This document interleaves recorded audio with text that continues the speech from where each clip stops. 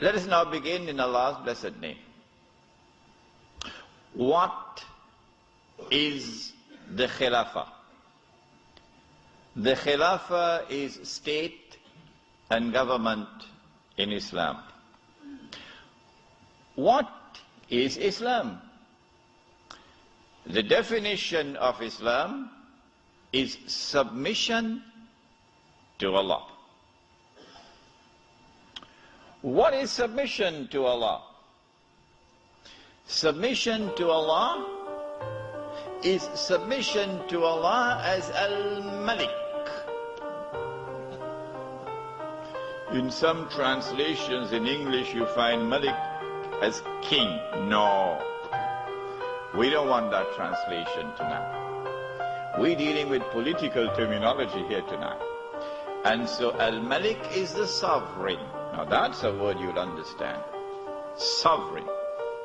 Lahul Mulk, sovereignty belongs to him. And so to submit to Allah in Islam is to submit to Allah as sovereign, who possesses sovereignty. To submit to anyone else as sovereign, to declare that anyone else possesses sovereignty, is to say goodbye to Allah. Did you hear that? To submit to Allah is to submit to Allah as Al-Akbar. And He reminds you that He is Al-Akbar, because every time you perform Salat, you cannot move in Salat without Allahu Akbar. Al-Akbar is the one who has supreme authority. And so the Khilafah is a state and government which submits to Allah's authority as supreme. The Khilafah was destroyed. Who destroyed it? Why did they destroy it? How did they destroy it? When did they destroy it? What did they replace it with? And what is its destiny? These are awesomely important questions which very few can answer today. You and I, from the Quran and from the Sunnah, from the Ahadith of the Prophet ﷺ, we would know about the magnificent deception of Al-Masih al-Dajjal, who brings the Jews back to the Holy Land, not as tourists, but to reclaim it as their own, between 1919 and 1948, who restores a state of Israel in the Holy Land in 1948, and convinces the one-eyed Jews that this is the Israel of Nabi Dawood alayhi salam and Nabi Sulaiman alayhi salam, but of course it is not, it is an impostor. But they accept it and they embrace it. And that this Israel is about to become the ruling state in the world, replacing the United States of America. Bible prophecy predicts that they will one day rule the world from their temple throne in Jerusalem, and that the world's King of Kings will be a descendant of King David and King Solomon of Israel. That is what Bible believers all over the world believe will come to pass. If this is to be accomplished, and the golden age of the Jews is to return one more time, and they are to rule the world, how will they do it? They will need globalization to bring all of mankind together as one global society. And they need to demolish the Ottoman Islamic Empire, which stands in their way. And they will have to demolish the institution of the Khilafah, which is the head of Islam. If you can cut off the head, then you can paralyze the body. But unbeknownst to either the Arabs or the colonists, the end of the First World War was also the beginning of the end of old world empires. New and powerful ideologies were on the rise, set to change the world forever. If you can cut off the head, then you can paralyze the body.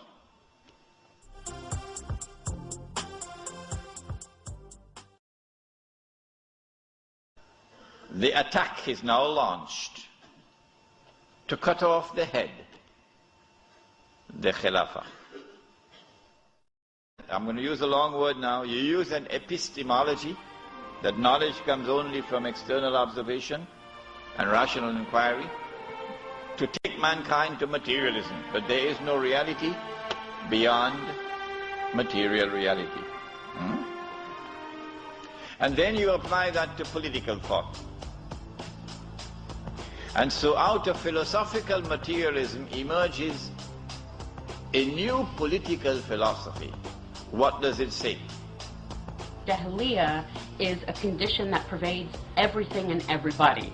It's even infected our powers of imagination. We don't even know that we're sick, that we now worship materialism and the self and individual truths over the real truths. So it's an incredible sense of epic confrontation where Islam is being assaulted on all fronts, from within, from without, culturally, militarily, economically, politically. Since there is no reality beyond material reality, we can no longer collectively recognize sovereignty up there, so sovereignty must now be relocated down here. The people are now sovereign, no longer the God of Ibrahim alayhi salam. And the people constitute the state, and they locate sovereignty in the state. God created people.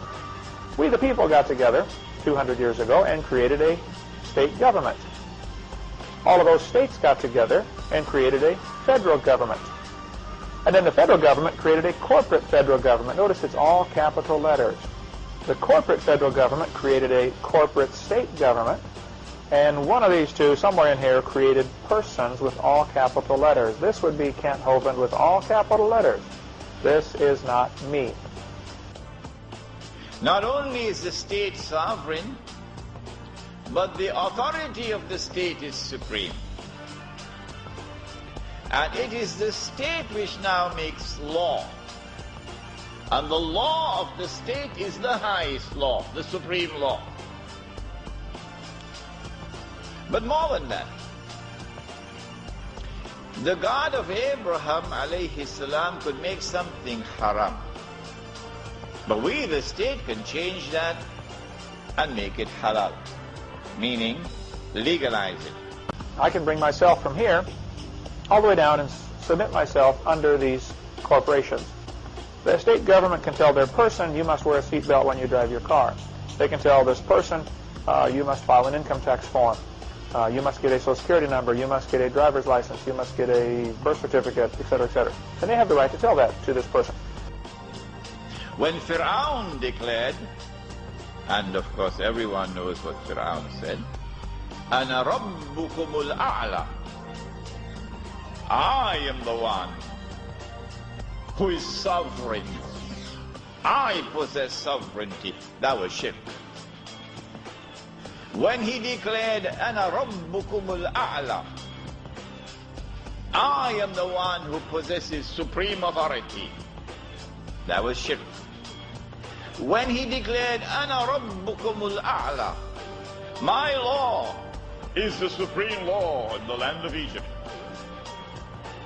that was shirk. And Allah punished him with terrible punishment for his shirk. When they declared in Articles 24 and 25 of the Charter of the United Nations Organization that the Security Council of the United Nations is vested with supreme authority in the world in all matters pertaining to international peace and security. That was shirk. Surah At-Tawbah of the Quran. بعد أعوذ بالله من الشيطان الرجيم اتخذوا أحبارهم ورهبانهم أربابا من دون الله. They took their priests and their rabbis as arbab, lords and gods beside Allah. وَالْمَسِيحَ ابْنَ مَرْيَمَ, and they did the same thing with the Messiah, the son of Mary. وَمَا أُمِرُوا إِلَّا يَعْبُدُوا إِلَهًا وَاحِدًا, but they had not been commanded other than to worship one God. لا إله إلا هو, there is no God beside him. Subhanahu, glory be to him. Amma yushrikun, far removed is he from this act of shirk, taking your priests and your rabbis as gods and lords beside Allah. Shirk, says Allah.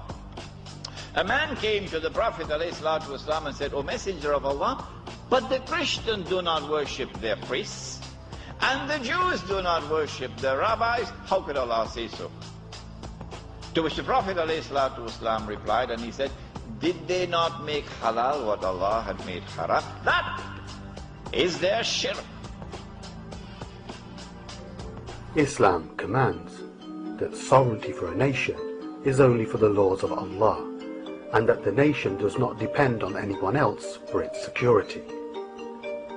It also commands that it is for the Muslims to appoint a just ruler, and that the affairs of the people are the ruler's primary concern.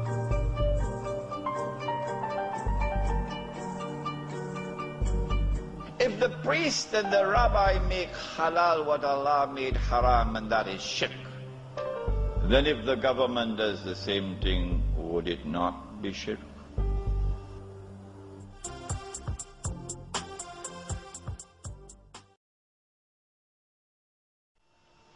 In 1897, Europeans who dressed up themselves in the clothing of Jews, remember they are Europeans who are parading as Jews, okay? They're called European Jews, but they're essentially Europeans. Judaism is only a camouflage. These people established the Zionist movement. The Zionist movement was a European movement. I mean, those people spoke the same language. They came from the same culture. They were more sophisticated. They knew how to move and to which people to speak and how to negotiate with the British elite and other elites in the world. Hungarian-born Theodor Herzl is the founder of political Zionism. The solution he put forward in 1896 in a radical book entitled The Jewish State was for the Jews to have their own territory, a territory in which they would no longer be the minority and could run their own affairs. A small community of Jews, numbering around 25,000, were already present in Palestine at this time. For centuries, they had lived alongside the majority Arab population peacefully, under the religiously tolerant Ottoman regime. But the sophisticated European newcomers, soon to be known as Zionists, had little in common with the indigenous people of Palestine, not least their fellow Jews.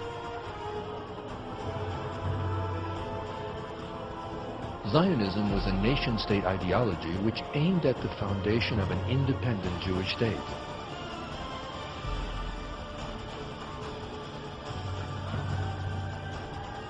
The reason for this depended on the colonialist and social Darwinist theories which dominated 19th century Europe.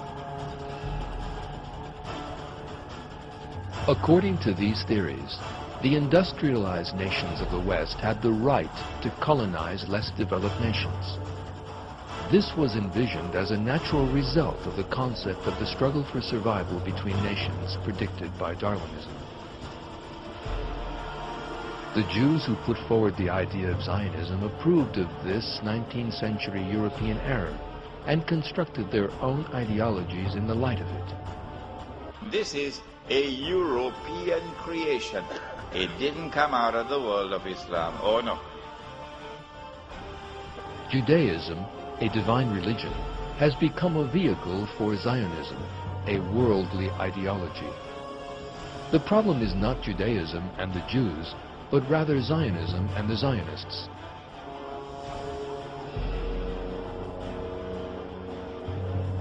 The relationship between Zionism and Judaism has never been a realistic one. Those who put forward the ideology of Zionism were people who had nothing to do with religion. Max Nordau, the second important movement leader after Herzl, was a confirmed atheist.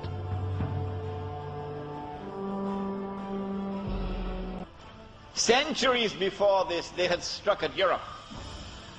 And over a period of almost 300 to 400 years, they had transformed Europe from a civilization based on faith in Christianity to a new, essentially godless civilization. Having done that, they are now ready to strike when they create the Zionist movement.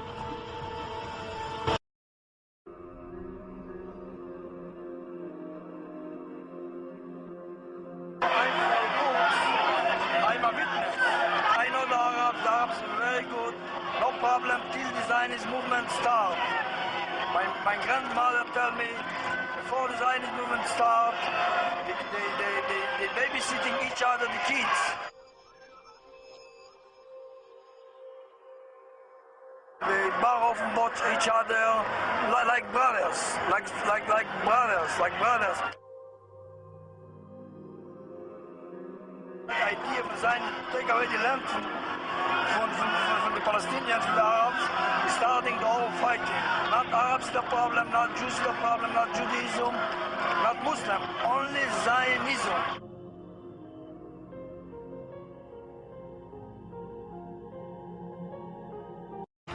Zionist Jews actually had a design on the land of Palestine, the idea of creating a homeland for Jews in the land of Palestine. And this is really the beginning of the conflict. We have been living there hundreds of years together in harmony and peace, total harmony with the population, the indigenous Palestinian population, which was a mixture mainly of Muslims. The Jewish was definitely a small minority, but mainly it was Muslims and Christians who were there. Zionists, being that they wanted to sell their new concept, which around 100 years ago, they came to the Jewish people and they said, hey, you're hoping for the days of the Messiah. We're ushering this in. We're bringing this in. We're going to take you back to the land. Just they left out God out of this equation. They took this physical concept, and they, like I say, if you study this and understand this, you understand how it is totally contradictory to what Judaism is. Let's define terms. What is a Jew? If you look back in your Old Testament, your Bible, there was 12 Hebrew tribes. The 10 northern tribes were called the House of Israel. The 2 southern tribes were called Benjamin and Judah. More properly pronounced Judah, because we didn't get the harder sound to the J until about 200 years ago. So this is what I would call real Jews, people from the tribe of Judah. And when we start talking about the New World Order, we are not talking about these people at all. We're talking about these Khazar warriors that only pretended to embrace Judaism. And so today, we find that about 92% of the people who claim to be Jews really aren't. They don't have a drop of Semitic blood in their veins. They are Khazar warriors with a new bent on life and a goal to conquer. The stage was now set. The countdown has begun for the Jews to strike after waiting for almost 2,000 years. They are now ready to strike to achieve their long-held objective of bringing back the Golden Age.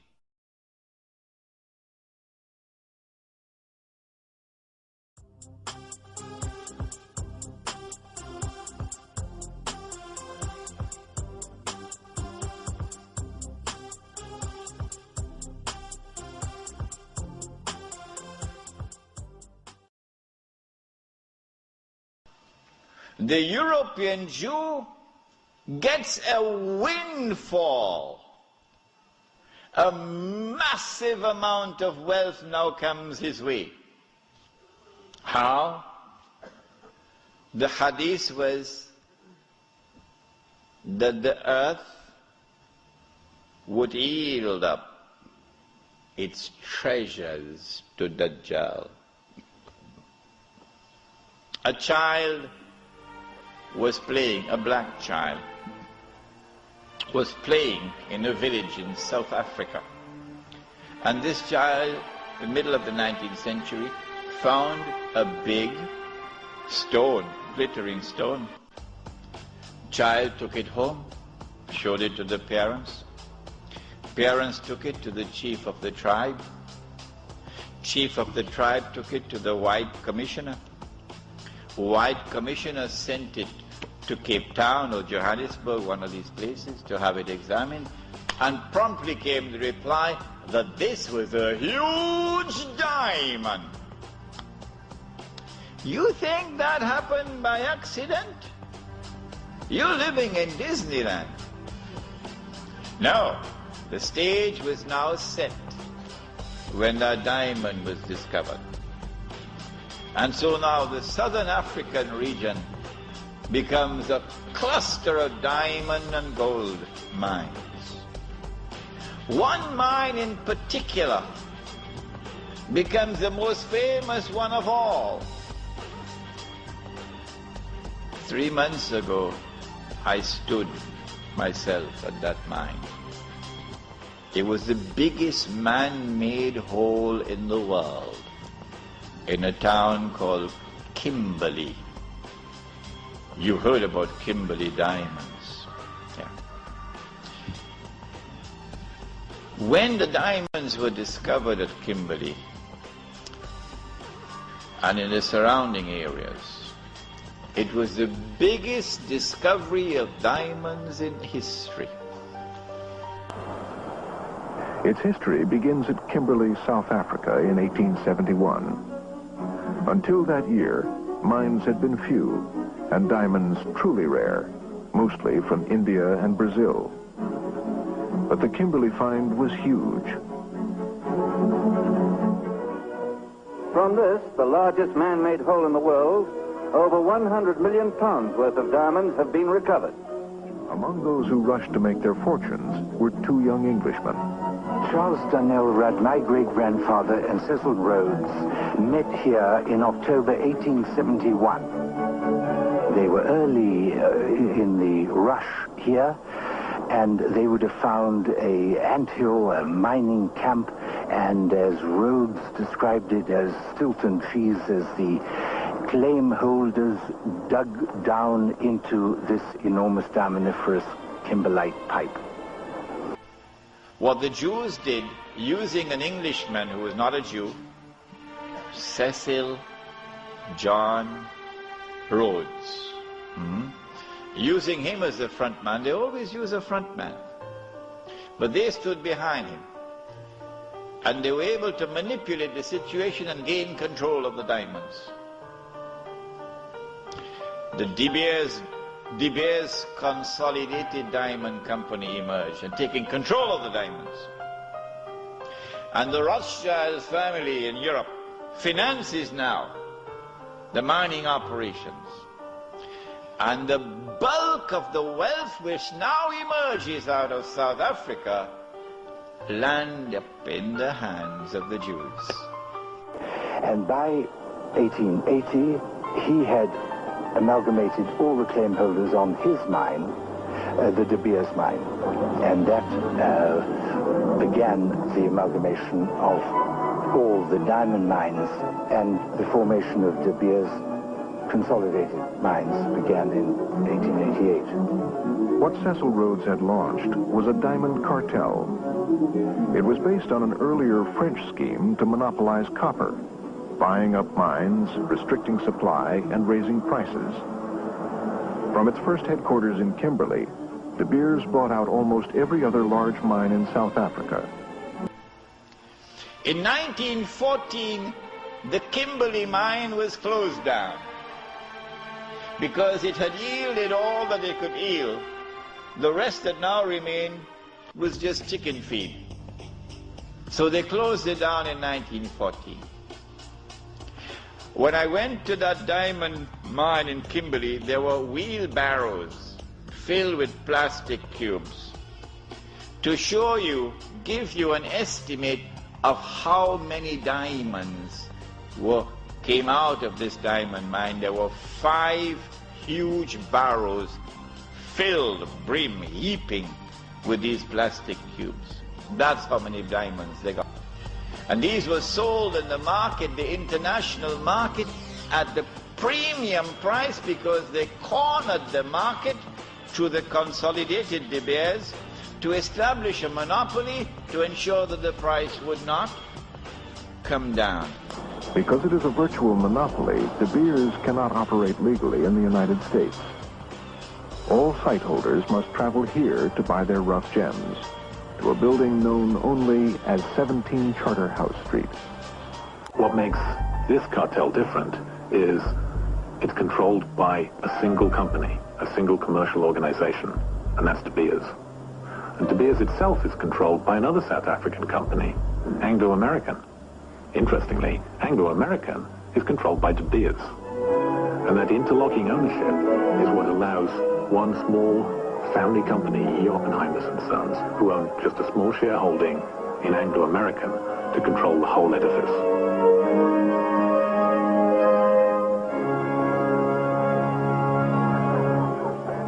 The European Jew now had amassed the maximum wealth he could amass at that period of time. This is just about 17 years after the Zionist movement was established. Within these 17 years, Dajjal had struck and had delivered to the European Jew this massive windfall of wealth. And so now they are ready, in 1914, to move to the next stage.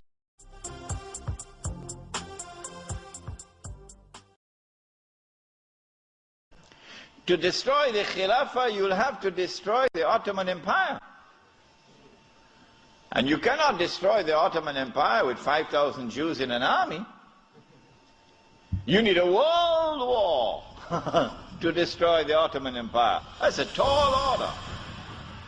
So what you do is you plan a conspiracy. And you stay behind so that your fingerprints are not in the crime. In other words, you plan a September the 11th. Huh? In the summer of 1914, there were 6 major powers in Europe. And there was one dark horse across the Atlantic. No one knew how fast it could run because it had never run in a race so far. One dark horse across the Atlantic. And 6 major powers in Europe. They were number 1, Russia, France, Britain, Germany, Austria, Hungary. That's 5. What's number 6? Ottoman Islamic Empire. These are the 6 major powers.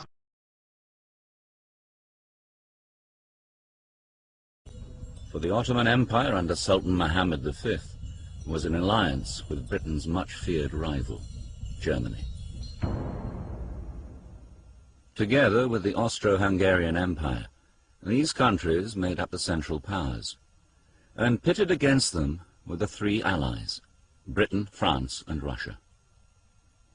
The attack took place in the summer of 1914 when the Grand Duke Franz Ferdinand was assassinated in Sarajevo. They left footprints which led to Russia. And so Austria-Hungary had no option but to declare war on Russia. But Britain and France already had a treaty, a defense treaty with Russia. And so Britain and France now had to declare war in favor of Russia against Austria-Hungary. But Germany has the same racial ties with Austria-Hungary, so Germany is now forced to enter the war on the side of Austria-Hungary. So they have succeeded. Whoever planned that assassination has succeeded in bringing all these powers now in Europe into a state of war. All that is left now is Ottoman Islamic Empire. Treaties, alliances, ententes, everything seems conveniently arranged, permanently settled. And then, June 28, 1914, the heir to the throne of the Austro-Hungarian Empire, Archduke Franz Ferdinand, is assassinated at Sarajevo in the Balkans. The Khalifa in Istanbul does not want to enter the war.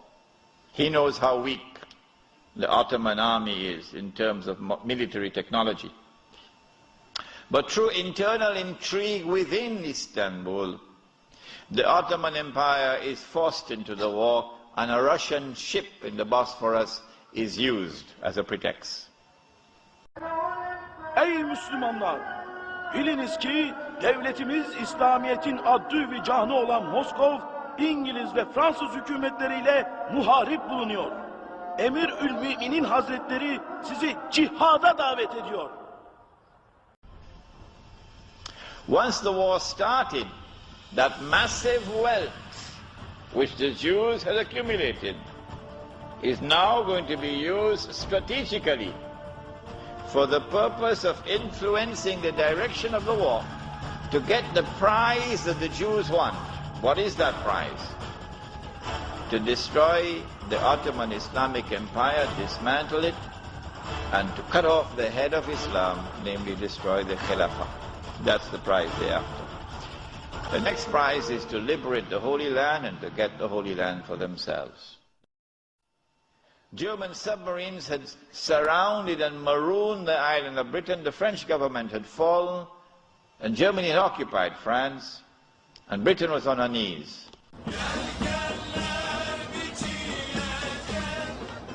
When the enemy finally withdrew, Constantinople was decorated from one end to the other. At night, the minarets were lit up with oil lamps. Everyone was full of joy. Pale faces began to smile. Constantinople came back to life.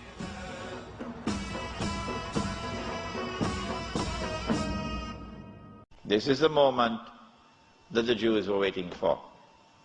Now the Czech is going to talk. It's called financial diplomacy. The Jews, this is the German Jews, went to the British government and said, let's make a deal. Let's make a deal. We will intervene in the war with massive financial assistance to you. Massive.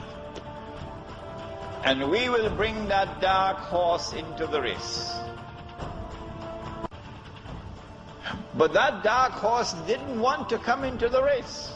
American public opinion was overwhelmingly against involvement in the war.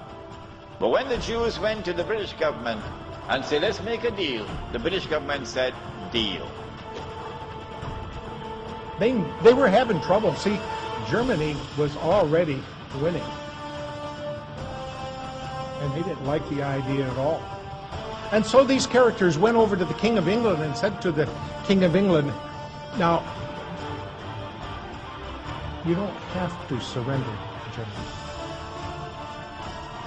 If we can bring America in on your side, if we can cause America to start fighting your battles for you, would you support a homeland in Palestine for us?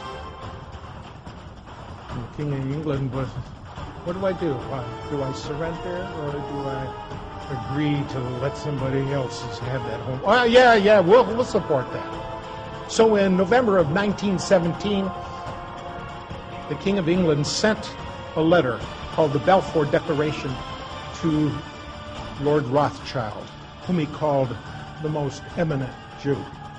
The Balfour Declaration was a commitment that the British made to the Zionist movement during the fighting of the First World War,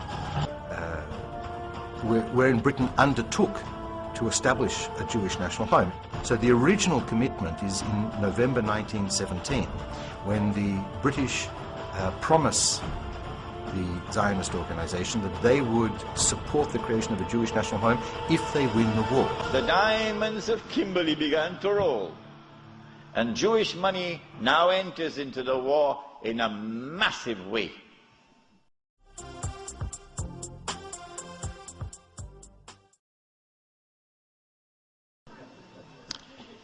if you want to destroy the Khilafah, okay, you have to make sure that it cannot be restored. How can you take the entire world of Islam with so many ulama and ensure that not only is the Khilafah destroyed, but it cannot be restored? That's a tall order. The answer is, you not only have to liberate the Haramain from the control of the Khalifa in Istanbul, but you have to put it in the control of those who will not themselves claim the Khilafah and will not allow anyone else to claim the Khilafah. And so long as these people keep control of the Haramain and the Hajj, the Khilafah can never be restored. Simple, isn't it? It is in 1916 that Jassasa went to work with British spies in Arabia. Lawrence of Arabia, of course, is the most well-known of them. These British spies were sent into Arabia, posing as Muslims. And they went to two actors in Arabia, two. One was Sharif al-Hussein, who was appointed by the Khalifa in Istanbul as the Sharif of the Hijaz, Mecca and Medina. So when the British spies went to Hussein, they offered him the moon. They offered him the moon.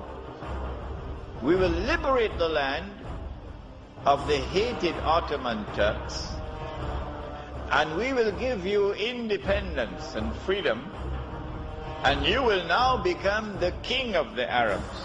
Remember, Britain is not talking about Khilafah. No, we'll make you the king of the Arabs. And we also prepared to offer you a little, you know what, just £7 million. Huh? £7 million at that time is what Bill Gates has now. Sharif Hussein, the great-great-grandfather of Abdullah in Jordan now, then betrayed the Prophet Muhammad betrayed 1400 years of history of this ummah, violated the plain and clear command of Allah subhanahu wa ta'ala in the Quran in Surah Al-Ma'idah, in which He commanded us, Ya ayyuhalladhina amanu la tattakhidhu al-yahuda wal-nasara awliya. Do not take the Jews and do not take the Christians as your awliya. Do not establish an alliance with them in which you become dependent upon them and subservient to them. Do not do that, says Allah. بَعْدُهُمْ أَوْلِيَاءُ بَعْضٍ.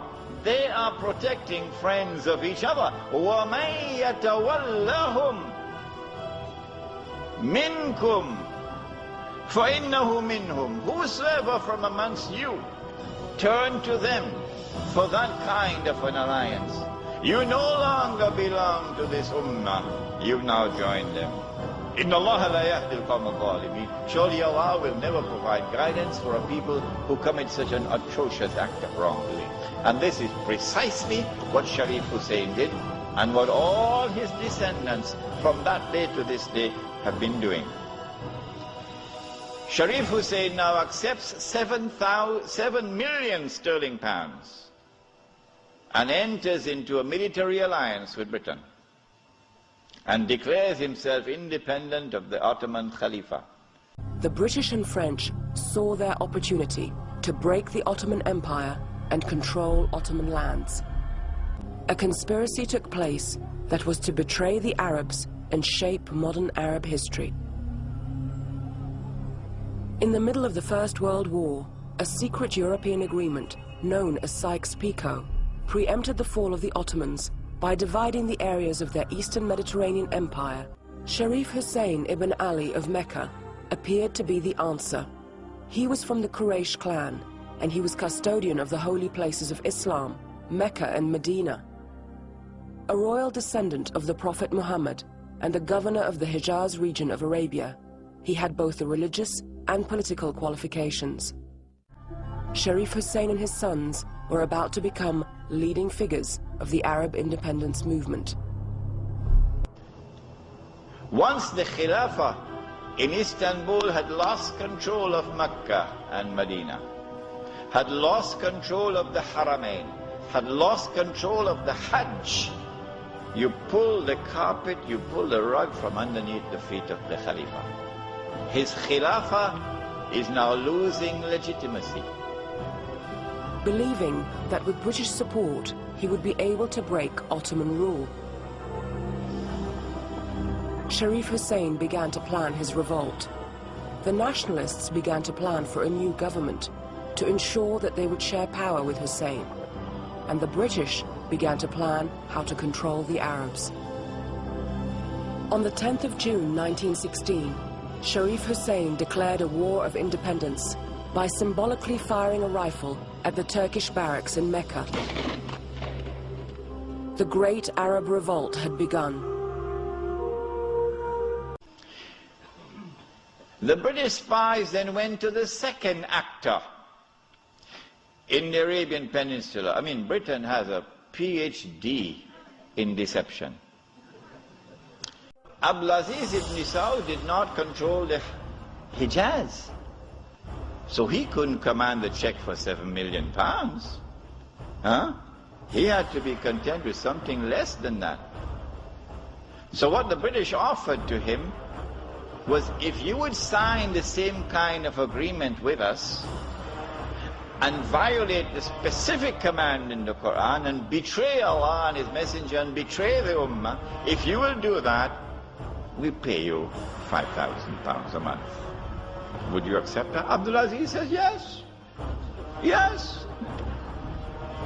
And in 1916, Abdulaziz ibn Saud signed an agreement with Britain.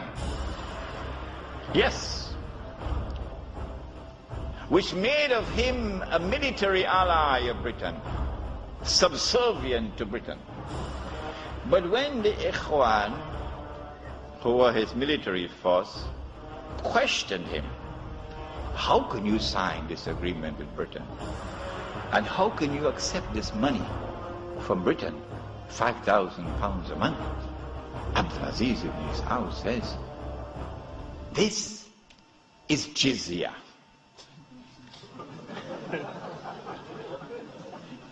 Jizya is what they pay to me because I control them. It was dust in their eyes and they swallowed it. And so Abdulaziz ibn Saud got away with it. Massive betrayal, and a very dangerous plan is now in place.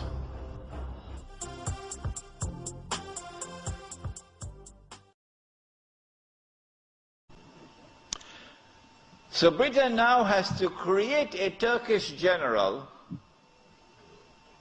who would appear to the Turkish people as a savior who has come down from the heavens with his hands resting on the wings of angels to save the Turkish people. And so at a place called Gallipoli, a man named Mustafa Kemal inflicts a defeat on the ruling state in the world, Britain, and immediately climbs the ladder to become the hero of all heroes in Turkish history. Very convenient, isn't it? The Turks contained the Anzac breakout at the Cove. Gallipoli made a hero out of Mustafa Kemal. Within 8 years he became his country's leader, earning the name Ataturk, father of the Turks. And a British army under General Allenby, with many Arabs and Punjabi Muslims fighting faithfully under his control, attacked the Turkish garrison which was defending Jerusalem, defeated it, and liberated the Holy Land. This was a joyous day for the Jews, because now the countdown is really moving forward, and the golden age is coming back. By 1919, the Ottoman Empire was in shambles, falling apart. Many of the new states carved out of the Ottoman Empire turned their backs on it and each other. But more than successor states were involved. Britain and France took over the Middle East after World War I, and Soviet communism took over most of the Balkans after World War II. While restructuring the societies under their control, these 20th century occupiers did what they could to erase the Ottoman legacy.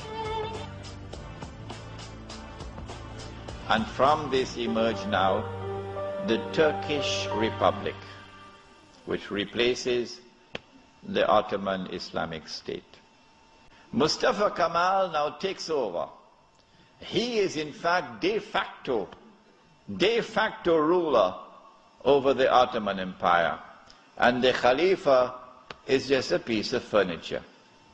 He forced foreign invaders out of the Ottoman heartland and declared the independent Republic of Turkey.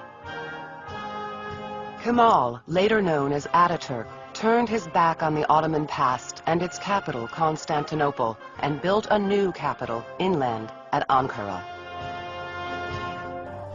Sharif al-Hussein realized that he was in grave danger now. So long as there was a Khalifa in Istanbul, the British needed him.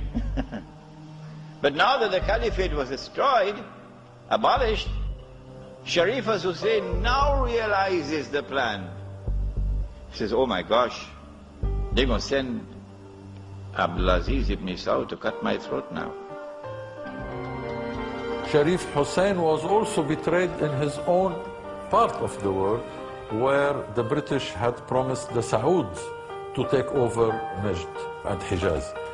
So not only he was not given an Arab kingdom, but his autonomous rule that was a tradition and accepted by the Ottomans, he was lost to the tribal coalition of the Sauds, yes, with British help, and he spent his last days in Cyprus, of all places. They had to make the trip to Riyadh to meet, what's his name? Abdulaziz ibn Saud, correct name? Of course it's the correct name. Why are you afraid to mention it? And then he will attack and take control of the Haramain. And when once he does that, he won't make the mistake of ever claiming the Khilafah for himself. And he will never allow anyone else to claim the Khilafah, because no one else can take the control of the Hijaz and the Haramain from them, because they are supported by Britain. And so goodbye to the Khilafah. It's gone. It can never be restored. Never, never, never be restored. So long as Britain and the United States of America underwrite the security of the Saudi state, you can never, never, never restore the Khilafah. With the Ikhwan, Ibn Saud was able to conquer an area greater than Western Europe. Ibn Saud was even more determined to complete his conquest. In 1926, he took possession of Mecca and Medina, the two holiest sites in Islam. This provided him with an important source of revenue, fees from the annual pilgrimage to Mecca called the Hajj. He charged Muslims to make the Hajj to Mecca. They had to pay a fee to be allowed into Saudi Arabia, and that's how he lived, frugally. By 1932, Ibn Saud had conquered the vast territory between the Red Sea and the Persian Gulf. He would name it after his family, Saudi Arabia, and proclaim himself king. Can Mullah Umar have been recognized as the Khalifa? No, why not? Because when the Hajj comes, Amir al-Mu'mineen Mullah Umar will have to apply for a Saudi visa to perform the Hajj. Huh? And if the Saudis reject the visa, The Khalifa can't perform the Hajj. But Mustafa Kemal said, the Turkish people love their Khalifa. So if Europe could have a pope, well, why can't we have a pope too? This was simplistic thinking on the part of Mustafa Kemal. If the Europeans could have a pope, well, so too can we. So the new Turkish government of Mustafa Kemal decided to take the Khilafah and remove from it all political authority and make the Khalifa the equivalent of the Pope. This was 1922. And things were going fine for him. Turkish people were happy. Khilafah is still there. And the leadership of the revolution in Turkey were very happy because we have a secular state now, modeled after the European state. Britain demanded of Mustafa Kemal that he must abolish the Khilafah. The demand came from Britain. And on the 3rd of March 1924, the Turkish Republic abolished the Khilafah.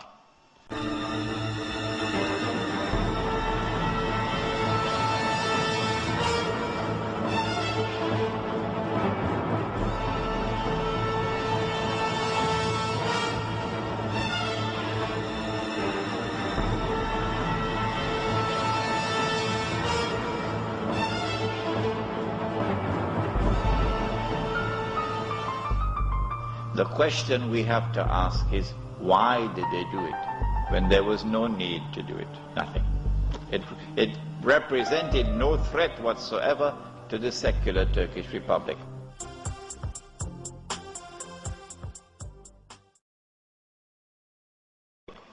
The answer for the abolition of the Khilafah on the 3rd of March 1924 is located in a place called India. But even the Indian scholars of Islam are not aware of it.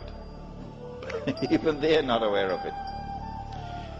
When the attack on the Khilafah was taking place in the 1916, 17, 18 period, then Indian ulama, at that time the Indian Muslim community was one of the most influential Muslim communities in the world. And the Indian Muslim community was led by leaders who knew Islam and lived Islam. Men like Maulana Muhammad Ali Jawhar, Maulana Shaukat Ali, Maulana Sayyid Sulaiman Nadwi, Mufti Kifayatullah, men who knew Islam and lived Islam. And they wanted to get rid of British imperial rule in India. So that when they got rid of the British, they could restore Islamic rule over Muslims. That's all they wanted. And so they established a movement which they call the Khilafat movement, Harakatul Khilafah, the Khilafat movement. When they established the Khilafat movement and it began to mobilize the Muslim masses, the body which was sleeping is now waking up for revolutionary struggle to preserve the Khilafah in Istanbul. We also want the Hindus, we want to get rid of the British, and we want to restore Hindu rule over the Hindus. So there's a conversion of interest here. So Gandhi, who later became known as Mahatma Gandhi, Gandhi approached the leadership of the Khilafat movement and he said to them, listen, the same thing you want, the same thing I want. So why don't we join forces? Will you allow me to join the Khilafat movement? This constituted the most dangerous of all threats that Western civilization have ever experienced in its entire period of colonization of mankind. Because the Western objective was to demolish every existing state structure in the world and replace it with the secular state.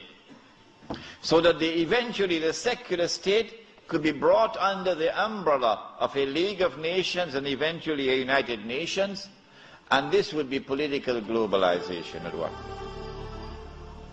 Between 1920 and 1924, the Khilafat movement was building up steam at an alarming rate. And by 1924, the British had calculated, we have to get rid of this Khilafat movement. And the only way we can think of now is to abolish the Khilafat. And so they put the pressure on Mustafa Kemal. As soon as the Khilafat was abolished, the Khilafat movement in India began to lose steam.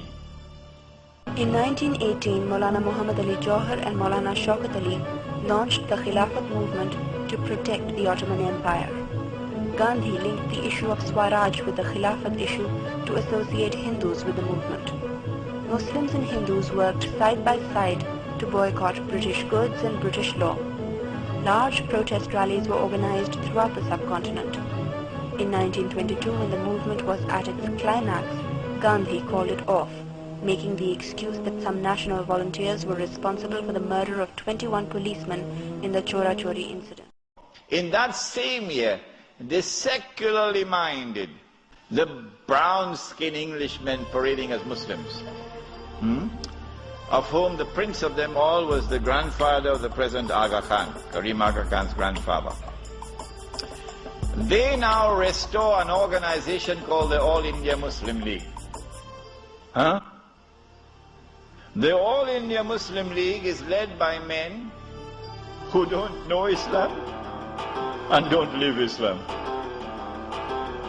And these are the people who now wage a struggle for the liberation of the Muslims from British rule to be replaced, not with rule of Islam, oh no, but rather by the rule of the secular Republic of Pakistan and the secular Republic of India, so that Pakistan and India could be embraced within the community of secular nation states.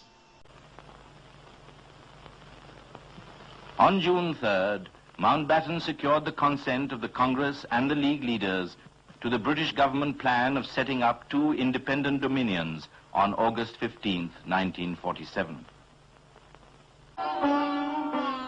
The Congress Working Committee disliked the partition of India, but it could not let India bleed continuously and accepted the plan.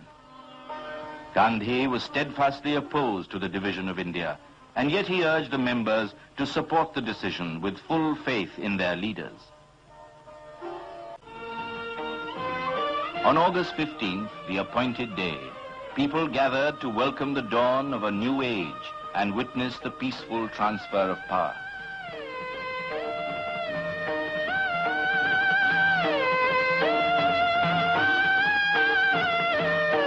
Lord Mountbatten became the first Governor-General of the Dominion by the will of the sovereign people of India. The first session of the All India Congress Committee, after the attainment of freedom, declared its faith. Our aim has been to develop this great country as a democratic, secular state. Values were changing fast under the impact of events. But of course you had to put a little red herring to fool the people. So you have to make it appear as though Pakistan is going to emerge as an Islamic state, but that's just dust in their eyes, to fool those who see with only one eye.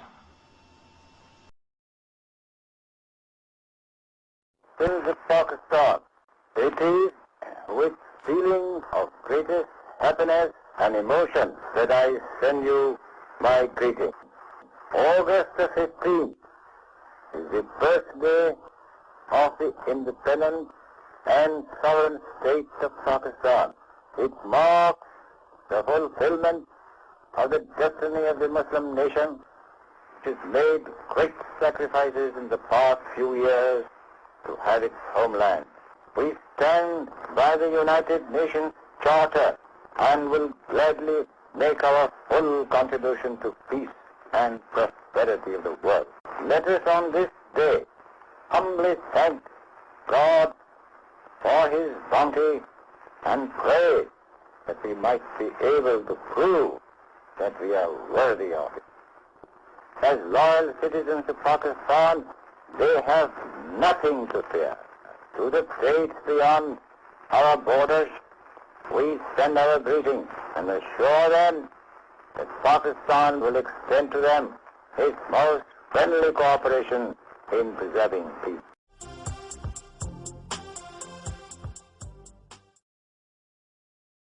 In April of 1924, Al-Azhar University had responded to the Turkish abolition of the Khilafah. What did they do? Al-Azhar University declared that this was bid'ah and haram to abolish the Khilafah. And therefore we must respond to it. And the response of Al-Azhar is that we must have a mu'tamar, a conference, which would meet and which would appoint a new Khalifa. As soon as Al-Azhar issued this proclamation, you could see how Britain was trembling. The British government can't digest their food now. They've got to plan some counter strategy. So Britain puts pressure on King Fuad. And King Fuad is now putting pressure on Al-Azhar to hold back on this conference. So for 2 years the conference can't take place. 2 years because of British pressure. The conference finally takes place in June, July of 1926. But Britain uses another counter strategy. She gets Abdulaziz ibn Saud in Mecca to also convene a conference of the world of Islam in Mecca at the time of the Hajj. Massive intervention in the affairs of the world of Islam to ensure that the Cairo conference does not succeed in winning a representative gathering, and that the Mecca conference gets all the Muslims attending it. And they succeeded. The Cairo conference, organized by Al-Azhar University, becomes an essentially Arab conference. The conference met. The conference decided that the Khilafah was an essential part of the deen, that it was bid'ah and haram to abolish it, that the Khilafah must be restored, but we don't know how to do it. So let's go back home and come back after 1 year. But in Mecca, you had the most successful representation of the entire world of Islam, because Britain really went to work on it. This conference is now convened, but strangely for the Wahhabi movement. Strangely for the Wahhabi movement, which is a religious movement, which declares that it is bringing back the original Islam and removing all the extraneous things which had been added and cutting out all the shirk. So this is the real Islam. Well, then how come you don't even have the subject of the Khilafah in your agenda for your conference? We asked the Wahhabi movement, give us an answer. There is no answer. The Ikhwan, or Muslim Brothers, were renowned warriors, light and mobile and extremely courageous. They were also fervent Wahhabi Islamic Puritans. The Wahhabis took their name from an 18th century Islamic preacher, Muhammad bin Abdul Wahhab. Wahhab was first to see the value in forging an alliance with the able tribesmen of the Al Saud family in order to help spread his austere version of Islam. The Ikhwan were an important fighting force that supported the expansion of Ibn Saud. They had this vision that they propagated true Islam in its purest form. So anything they encountered that differed from that vision was regarded as objectionable. Ibn Saud's other means of ensuring loyalty were insisting that those he conquered become devout followers of the strict Wahhabi Islamic sect. The strictest section of Sunni Islam. Until the 30s and 40s, they didn't wear silk, they didn't have flowers in their gardens, they would never use perfume. They were Puritan, they were desert people, and they loved him. The answer is that the Wahhabi-Saudi alliance is now perpetrating a gigantic, a massive betrayal of Islam in abandoning the Khilafah.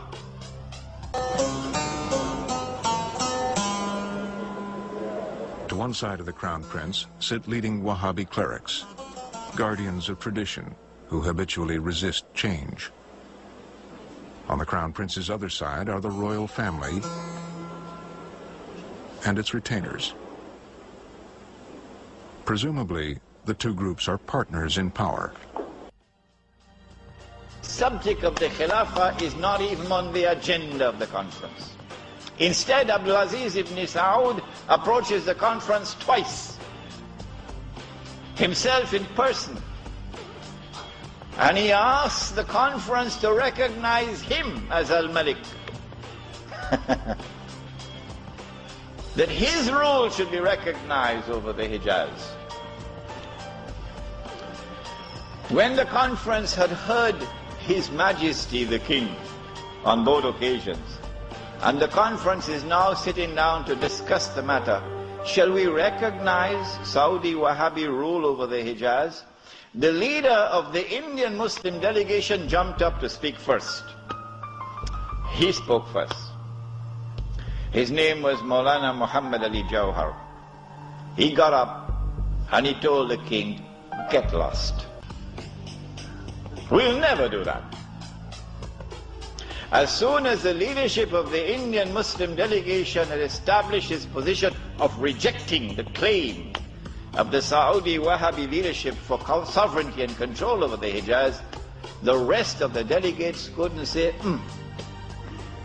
That was the power of a man who knew Islam and lived Islam. And so the conference ended without giving to the Saudi Wahhabi rule over the Hijaz recognition. The Ottoman rule over Mecca and Medina ended in the early years of the 20th century with the abolishment of the Caliphate institution. The future of the two holy cities was then transferred to the Saudi monarchy. The Saudi monarchy has become the legitimate guardian of the holy cities of Mecca and Medina. One of its responsibilities is to hold an official ceremony of cleaning the Kaaba and its vicinity. The ritual is held annually before the coming of the Hajj season.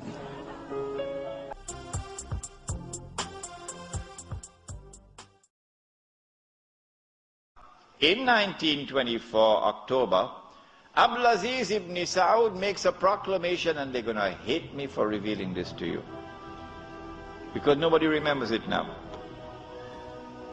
The proclamation which he makes is that this land belongs to the entire Ummah.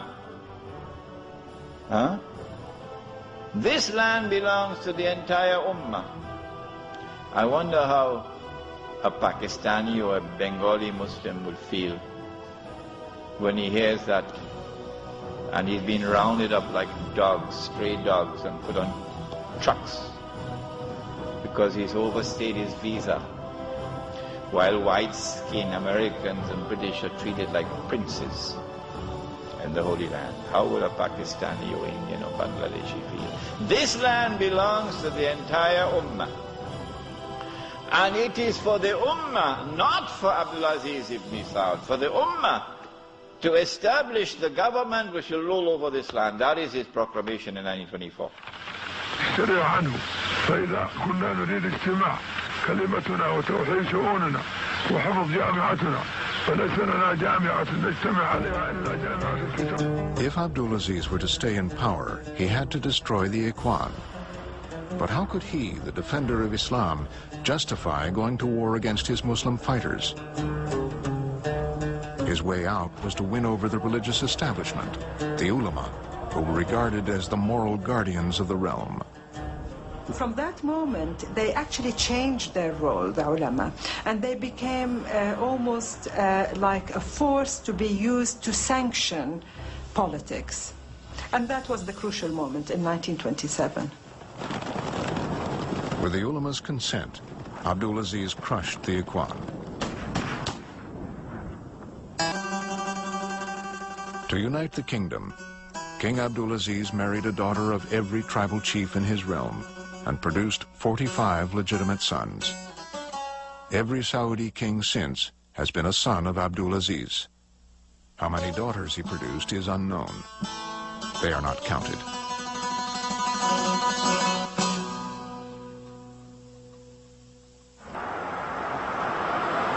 In 1933, the first foreign oil prospectors started arriving in the kingdom. King Abdulaziz did not care who got the concession, as long as they paid the money up front. For President Franklin Roosevelt, oil was an American national security priority, but it was the security of the Saudi kingdom that was at the forefront of King Abdulaziz's concerns. He requested U.S. military assistance and training, and they agreed to construct the Dhahran military base. In return, the king guaranteed that the U.S. would always have secure access to Saudi oil. And all the oil that Dajjal discovered underneath the soil belongs to them. They own it. So what about Abdulaziz ibn Saud's proclamation that this entire land belongs to the world of Islam? That's forgotten. That's why they hate me for reminding you of these things. Since Gamal Abdel Nasser's overthrow of the king of Egypt in 1952, the balance of power in the region had changed. Nasser aligned himself with the Soviet Union and proclaimed himself a socialist and pan-Arabist. For both Saudi Arabia and America, this was a threat. Nasser wanted Saudi oil under his control, saying it belonged to all Arab peoples. The Americans moved to shore up support for King Saud. Saudi Arabia is absolutely a linchpin, a key to our relationship in the whole area. King Saud's drinking was kept quiet in part because the king was an important asset for the Americans. The Eisenhower administration had the idea that perhaps King Saud could be built up in a political fashion that might make him a contender with Nasser in terms of leadership in the Arab world. In exchange for our free use of the Dhahran airfield, they wanted all kinds of materials. They wanted tanks, for one thing, and they wanted training, and they wanted planes, and they wanted anything we would give them. You cannot restore the Khilafah unless and until you can liberate the Hijaz, Makkah and Medina. You can't do that when the Hijaz, the security of the Hijaz is underwritten by Uncle Sam. The royal family was scared of the same thing happening to them that happened to the Shah, and namely that the royal family or the Saudi system would be overthrown. On November 20th, 1979, several hundred Islamic radicals took over the holiest of the Islamic holy places, the mosque at Mecca.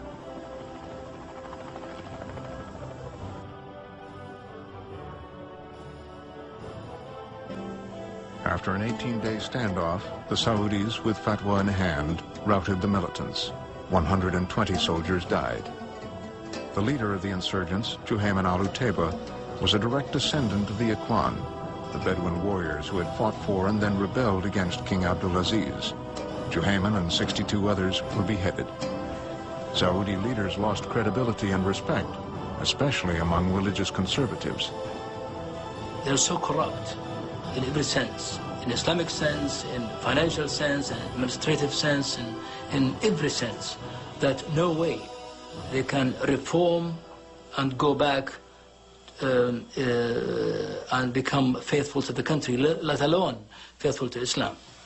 We killed the extremists of 1979, but later on, like few months after we killed them, we adopted their ideology. We gave them what they wanted when they were alive. So in every level in our society, I'm talking about the educational system, I'm talking about the media discourse, I'm talking about the relationship between the government and the people, I'm talking about even the relationship between people and the people. We started competing on how to appear more conservative, just to protect our reputation and to protect sometimes our safety. We had to pretend we were something that we actually were not.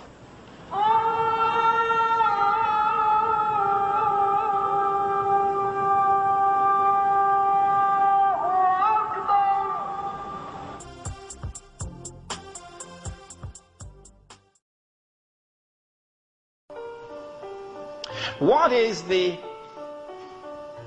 replacement of the Khilafah? The Europeans prepared to openly take control of the former Ottoman territories. The Arabs were once again under foreign domination. And for the first time, Arabs had to contend with national borders, which had never existed, even under Ottoman colonialism. Beginning with the secular Republic of Turkey, and then an Iran which resembles a Shia republic, but essentially is a secular republic. And then the secular Republic of Pakistan, which of course has now become the American Republic of Pakistan. And then in 1933, the Republic of Saudi Arabia, but they're parading as a monarchy. But it's actually a secular state, because it has all the trappings of a secular state. A secular state has territorial sovereignty. The state of Saudi Arabia has territorial sovereignty. A secular state has citizenship. Once upon a time when I went to Mecca, I was Muslim. And the only difference between me and my fellow Muslim was resident in Mecca was that I was Musafir and he was second.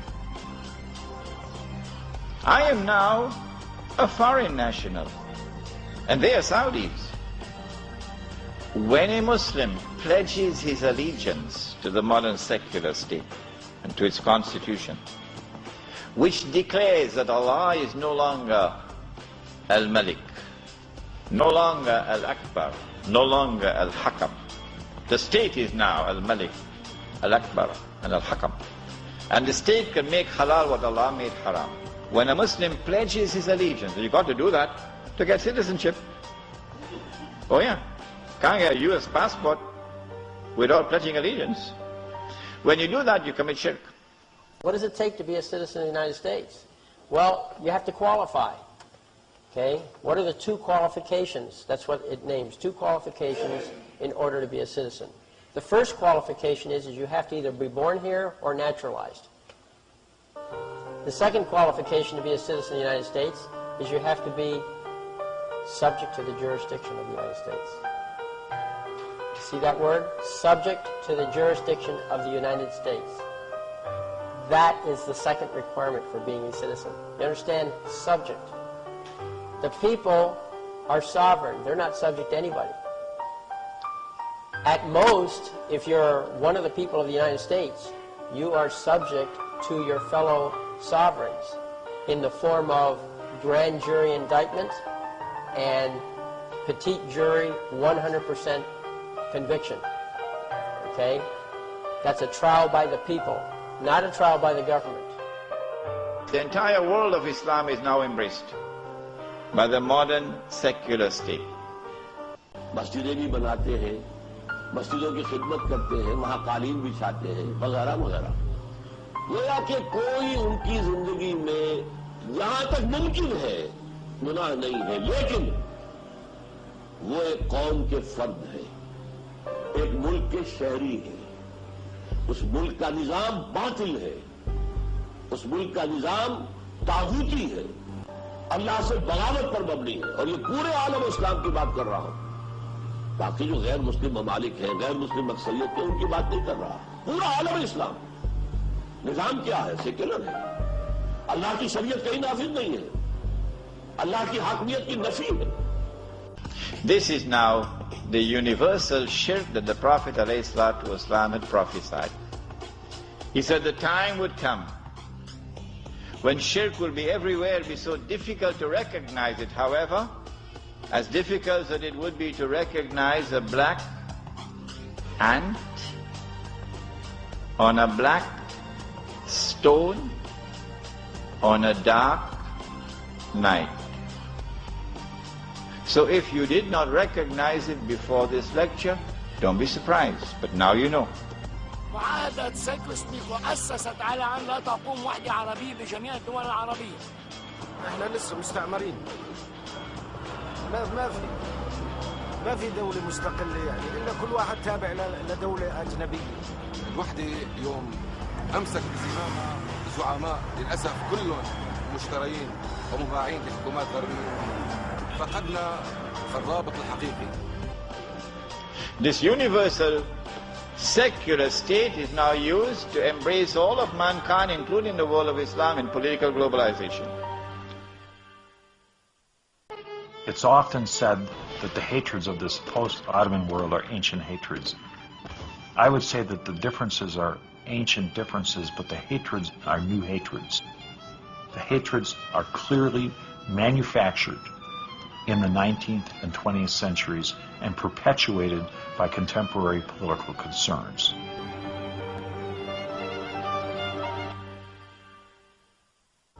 The destruction of the Caliphate, or the Khilafah, was of the most devastating events in Islamic history. The lands were divided.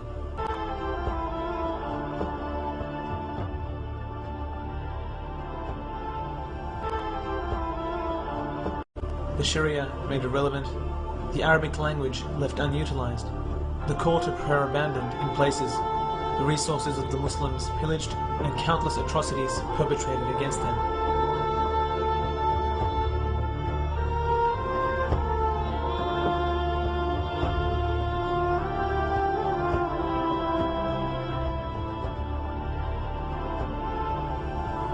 When one understands what the Khilafah stands for, is it any wonder that the enemies of Tawheed are still doing their utmost in ensuring the resumption of the Islamic way of life embodied in the Khilafah does not eventuate? Is it any wonder that they spend trillions sending their armies halfway across the world to gain a foothold on Muslim lands? Is it any wonder that they spend billions on intelligence? Is it any wonder that plots are hatched to create division between Muslims themselves?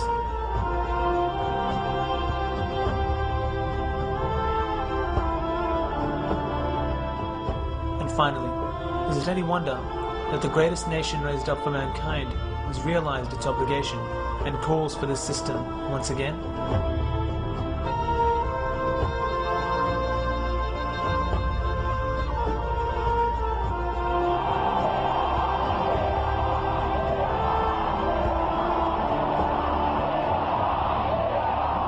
Truly, the return of the Khilafah is only a matter of time.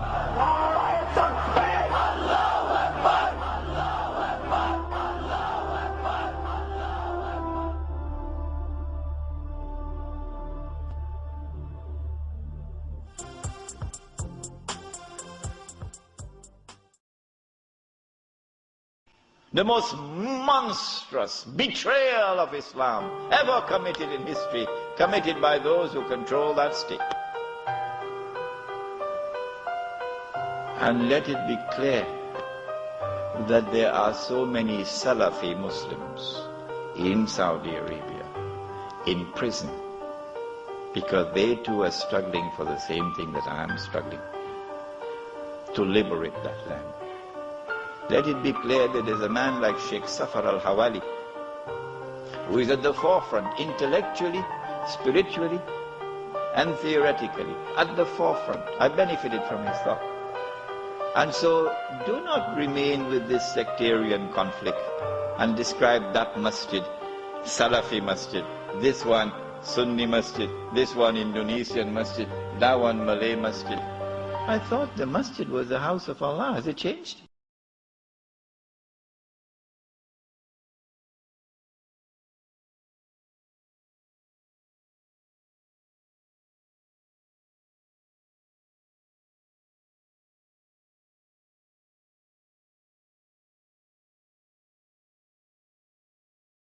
The House of Saud used the theology of the Wahhabi sect of Islam to create national unity. Saudi Arabia is still run largely by a coalition between the royal family and the religious establishment. That religious establishment is very resistant to exploring anything archaeologically before Islam, a period they see as characterized by moral chaos.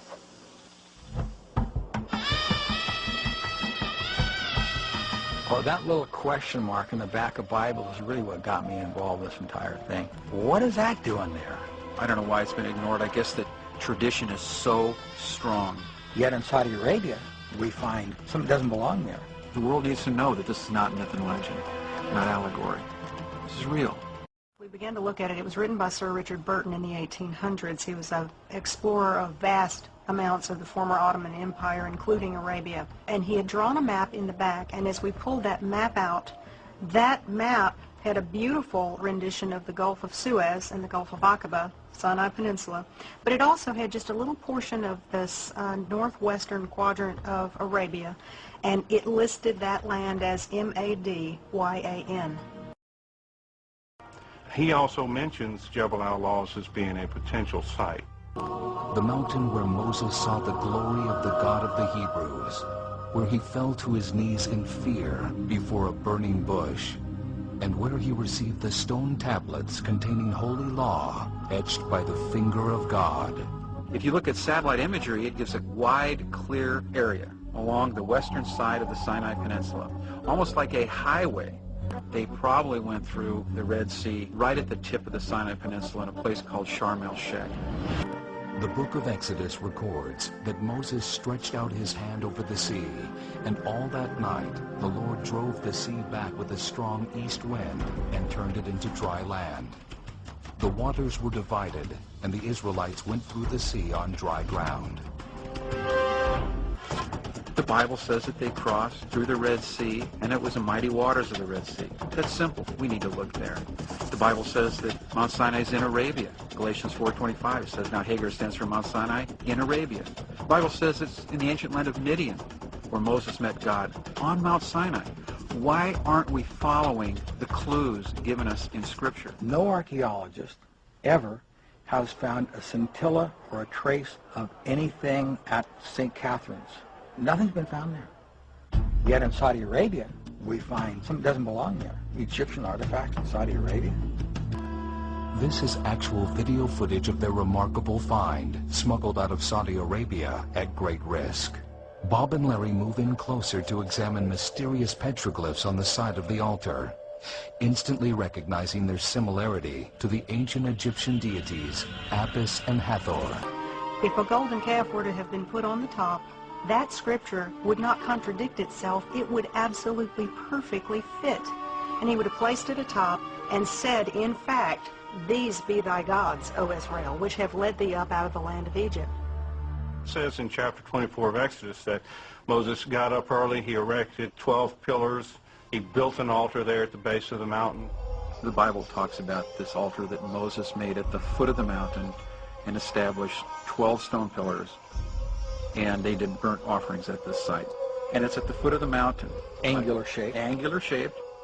It had 2 channels on it.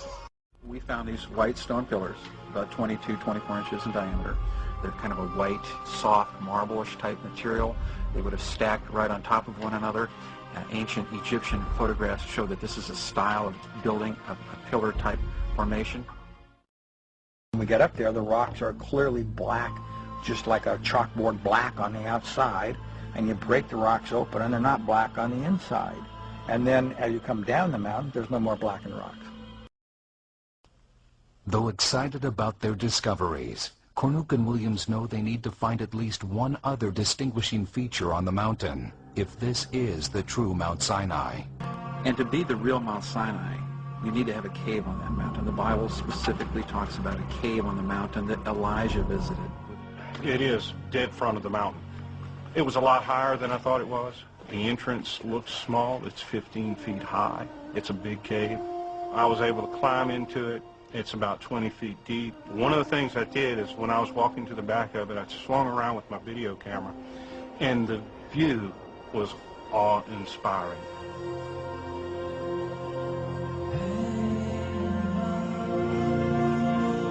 You could see the golden calf altar, the plain where the thousands of tents would have been located out there. The bitter springs of Mara, the 70 palms of Elam, the 12 springs of Elam, they were like breadcrumbs leading you to a location. It was that simple. The greatest find around this mountain was the split rock discovery. This, to me, is the real nail in this whole thing that drives it home, that this is the real Mount Sinai. And we came up to a break in the rocks, and I looked over from the north looking due south, and both of us were just stunned. From a distance, it's big. When you're close to it, it is enormous. It's 4 stories tall. And I've often said that the miracle that would have happened there probably rivaled or surpassed the crossing of the Red Sea. The Exodus account says that the people of Israel grumbled against Moses, saying, "Why did you bring us up out of Egypt to make us and our children and livestock die of thirst?" Your tongue feels like a piece of tar from a Texas highway when you're out in the desert. The sun is relentless. They would have cried out for water. And, of course, Moses heard their cries, petitioned God.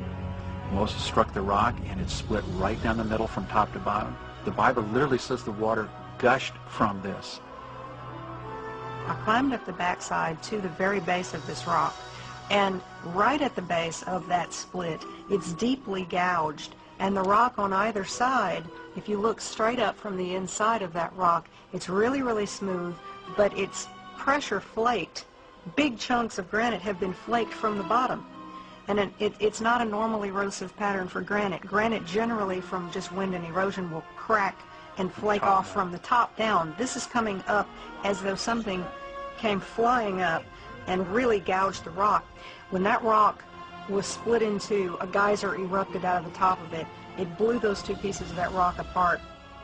It's very interesting. This part of the world gets a ½ inch of rain every 10 years. And it's so arid and so dry. Yet this rock shows distinct evidence of water erosion. Not just a trickle, a burst of water flowing from it, washing out the whole mountainside, going down and washing all the sand that's down below it, creating an ancient lake bed down below. The most graphic description would be found in Psalms. Thou didst cleave the rock in the wilderness, and the waters ran down as rivers.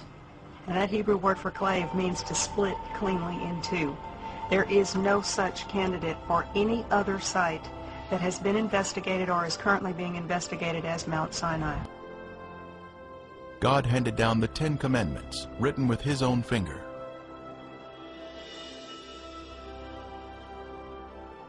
It was a law of love, love of God, and love of our fellow man.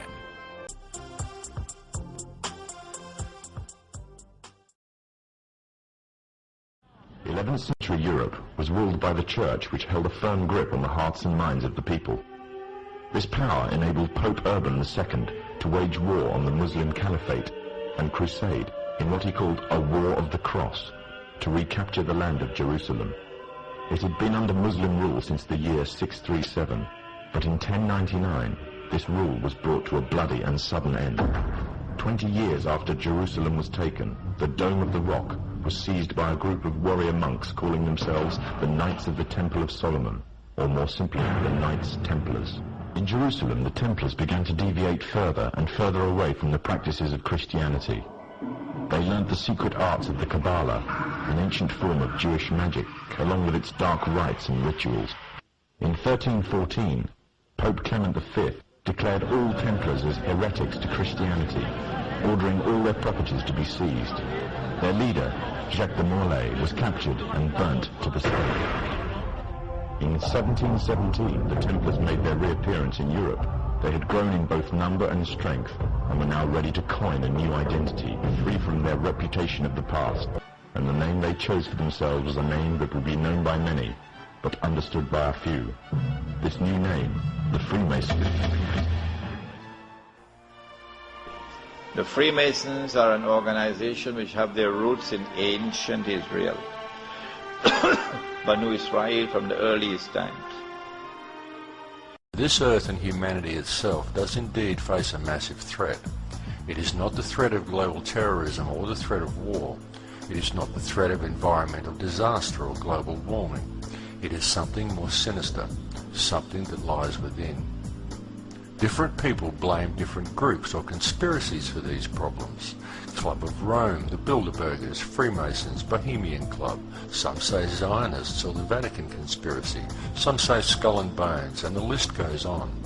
Well, the truth is that all of the above sources are in fact involved, each in its own way, and each carries out specific tasks. All these organizations are interlinked to one controlling body at the top, now widely known as the Illuminati. Freemasonry now has been hijacked by them, and they're using it as a front organization so that they can stand behind. You can think of Zionism as like the Special Ops Division of the Illuminati, which in turn has offshoots such as the Mossad and CIA. Organizations whose sole purpose is to undermine governments and create instability, and who control all global drug and human traffic trading, and who also control all other terrorist organizations down the food chain, such as Al-Qaeda. Al-Qaeda, by the way, is an organization which is wholly invented and is nothing more than a database consisting of a list of names of mujahideen trained in terrorism by the CIA in the late 1970s. The words Al-Qaeda literally translate to the database in Arabic. So you attack World Trade Center, but your fingerprints are not on the crime. You're behind. You attack the World Trade Center in 1991, and you put Sheikh Omar Abdurrahman behind bars, the blind sheikh. But the Jewish fingerprints are not on the crime. 9/11 missing links may be seen as an attack against Jews by some, but I think that it contains relevant and pertinent information concerning the true perpetrators of the 9/11 attacks. You attack the U.S. mission in Tanzania, the U.S. mission in Kenya, Tanzania and Kenya, and you believe that we are blind. We know you did it. You attacked, but you blame Osama bin Laden for that.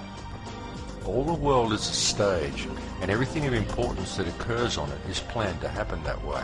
And it is through this Illuminati system of intertwining secret societies that the entire world is ultimately run. And when you find out how all these people have been pulling together to foment so many of these things going on here, you should be forewarned. Because this is not just accidental history. This is conspiracy. People working together to do wrong. And by definition, a conspiracy is just two or more people planning in secret to do something wrong. And by that definition, there must be thousands, millions, maybe even billions of conspiracies going on all the time. But you mentioned something about what's going on. Oh, that's one of them conspiracy nuts. We've all been vilified by that label. Conspiracy nut is kind of like anti-Semite. It's just a buzzword to say they're onto us. They know who we are. They know what we're up to. Let's jump on them and vilify them, and that's the way they operate, through vilification. And if vilifying isn't enough, they'll trump up some charges. And if that's not enough, they send in the wet agents to spill some of your blood. From the shadows, they have engineered every major war, revolution, and recession. They control everything you read, everything you hear, and everything you see. They have managed to indoctrinate an entire populace to their way of thinking and have infiltrated key positions in places of authority. And it is from the shadows that they have created a new political order. a new economic order, and more sinister, a new religious order. Their ultimate aim is total global domination, and they will stop at nothing to reach their goal. The goal that was outlined in a speech given by former President of the United States, George Bush. What is at stake is more than one small country. It is a big idea, a new world order. So then, who are the controllers and why? Why are they doing this to the human race? When these people already control all the money and all the resources and already start wars and famines at whim, why take it any further? What else is there to gain? Well, here's where explanations are decidedly more difficult, because even the Illuminati themselves say there is another unseen hand that controls even them. But suffice to say for now that the reality that we live in, what we perceive as being reality, is not reality. It is also known that before the appearance of the Dajjal, a group of people will pave the way, setting up a system to prepare the world for his arrival. In other words, these forerunner to the Dajjal and their system will bear all the characteristics of the Dajjal, and he will be the final embodiment of these in human form. The one eye is one of the ways to recognize the Dajjal.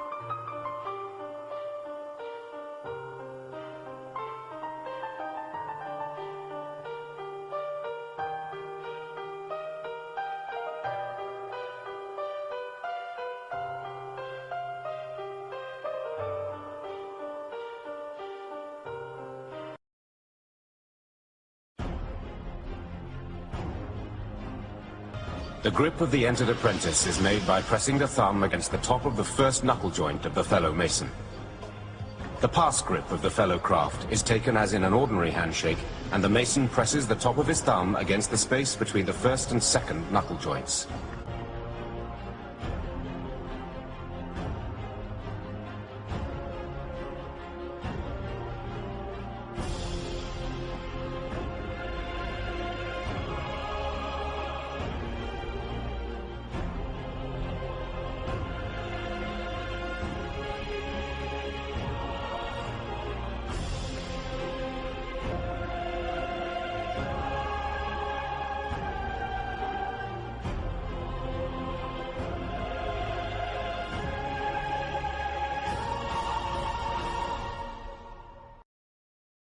But guess what? One day, يومئذ تحدث أخبارها بأن ربك أوحى لها. One day the earth will speak, and all your lies are now going to be exposed. And on that day we'll have confirmation for what we now suspect. For as the earth cries out because of the corruption and injustice they have spread over the land, through the agonizing centuries of their domination, the world is witnessing the reawakening of an old warrior. Now, the Freemasons have another enemy to contend with, an enemy which they have thought that they have destroyed, an enemy that will never bow down to the evil and demonic plan of the Freemasons. That enemy is Islam, and against it they have declared.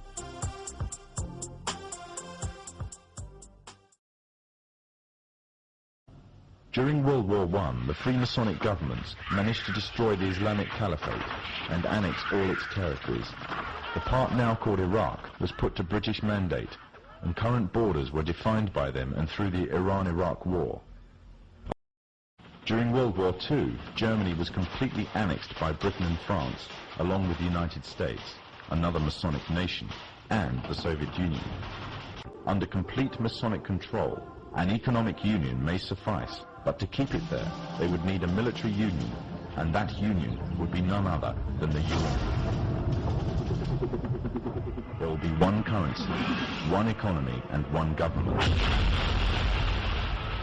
And the government would most certainly be a Masonic government. Oh, Muslims, let me tell you something that you should need to know. There's a report that's been put out. This report has been developed in America. It is what most of the governments in the world today are using as a ruler and a parameter to judge Muslims, to evaluate Muslims, to diagnose Muslims. And let me read to you what they have said concerning us. They are fundamentalists, they are traditionalists, they are modernists, and they are secularists. Let me define those terminologies for you. Fundamentalist means those people who are saying we want to go back to the Quran and the Sunnah. We want to establish the Quran and the Sunnah. We want to follow the 3 generations of Islam. No, we do not want bid'ah. We don't want ghulu. We don't want excess. We want Islam, the Quran, and the Sunnah, and all our actions, and that's it. They call us, those who say that, fundamentalists. Although in Islam there's nothing called fundamentalism. Then there are the traditionalists. These are the people who also say they follow the Quran and the Sunnah, but they hold on to a certain classical tradition. They say we are Wahhabi. They say we are Hanafi. They say we are Shi'i. They say we are Maliki. Although those 4 men, Ahmed ibn Hanbal, Imam Shafi rahimahullah, Abu Hanifa, Imam Malik, although those are our fathers, those are our scholars, those are the mujtahideen of Islam and the greatest people who brought dalil to us from those generations, no doubt. But following them blindly as a tradition is what the category here is. People who follow them blindly, and therefore they don't unite with anybody else except those who follow each one blindly. They are called traditionalists. Then there are the modernists. The modernists are those who want to make a new interpretation of the Quran. They want to make a new interpretation of the Sunnah. They want to make a new interpretation of Islam. In fact, they are the people who may want to join all the religions together to have what they call peaceful coexistence. They are the people who call themselves Wahdatul Adiyan. That is, they want to join with all the religions together. Hinduism, Buddhism, Christianism, Semitism, so on, so on, so on, so on, so. Make it one all religion. It even sounds funny, don't it? We have before us the opportunity to forge for ourselves and for future generations a new world order. A world where the rule of law, not the law of the jungle, governs the conduct of nations. When we are successful, and we will be, we have a real chance at this new world order, an order in which a credible United Nations can use its peacekeeping role to fulfill the promise and vision of the UN's founders. We don't know who might become the leader of this new world religion. But the people who call for that among the Muslims, they are the misguided people, and they have joined the enemies of Islam. No matter how intellectual they are, no matter how sincere they are, no matter how educated that they are, they have joined the camp of the enemies of Allah subhanahu wa ta'ala, and they have said by doing so that Allah subhanahu wa ta'ala has not given to us the haqq. And that this deen of the Quran and the Sunnah and the wala and bara, the loyalty and the disassociation, the loyalty for the Muslims and the disassociation of the Kafirs, that there's nothing like that in Islam. We just go along down the road with whoever's happy with us, we happy with them too. These times of tribulation are like a giant sieve, sorting out the true believers from the apostates and hypocrites. Many have adopted the lifestyle and philosophy of the Dajjal system, retaining perhaps only their Muslim names or clothing. This time हमने कपड़े वगैरह बनाए हैं बच्चों के लिए और सारे मुस्लिम स्टाइल के और see अभी इतने used to नहीं रहते हैं so I like to do that, so on Eid we'll do that. It's very simple. Wearing them like a badge to their identity, and in every other way embracing wholeheartedly the system that is being used to eradicate Islam.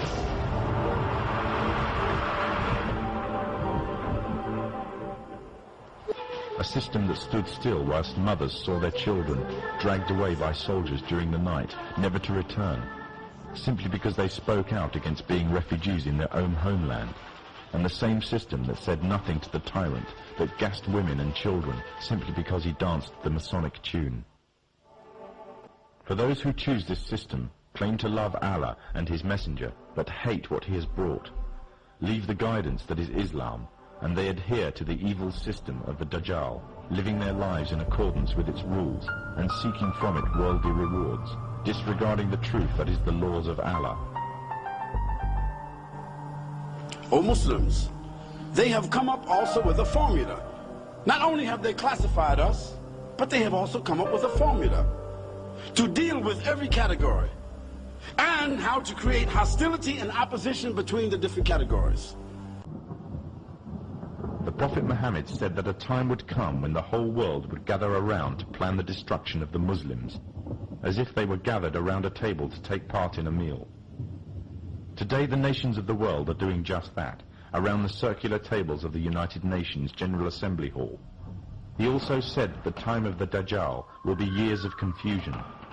People will believe a liar and disbelieve one who is trustworthy, and those who rebel against God will have a say in general affairs. They have determined that the greatest threat to Western civilization and the continued dominance of Western culture is to make sure that no nation among the Muslims develop among themselves a global identity. And secondly, they never, ever, ever have the ability to reestablish the Khilafah. Now this is in their protocols. This is what you should understand. This is what they're preserving.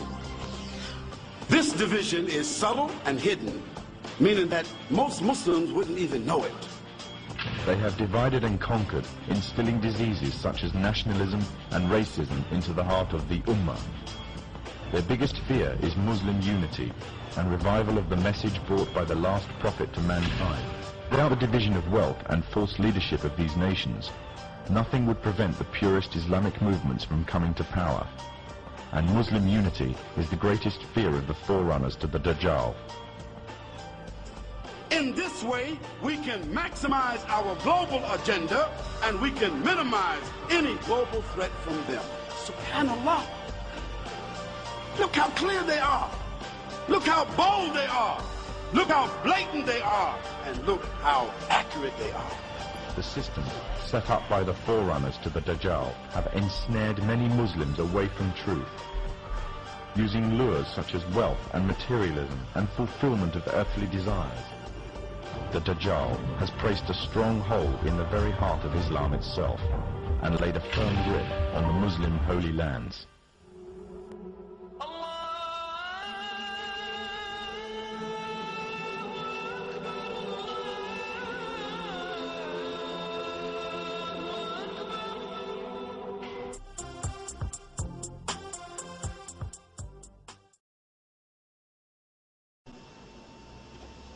If anyone chooses to argue that the Khilafah can be restored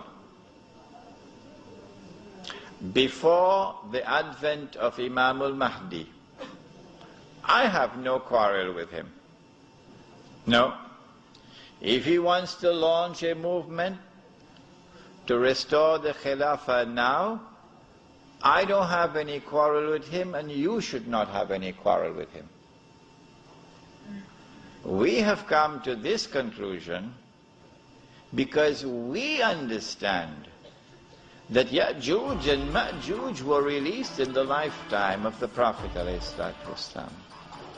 And we therefore recognize the world order which today controls the world to be the world order of Ya'juj and Ma'juj. You do not, but we do. All three books describe the plan for an apocalypse or third world war, which will give birth to one world empire and one world leader. This one world leader is called the Antichrist.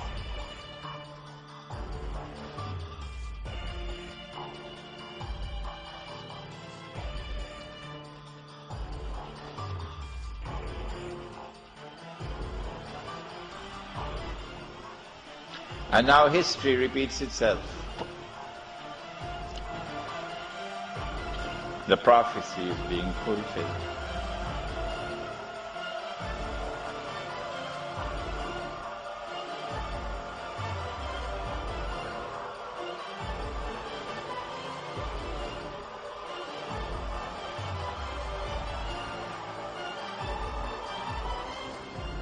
World War III would be ignited by fueling aggression between the Zionists of Israel and the Arab world, who would eventually destroy one another.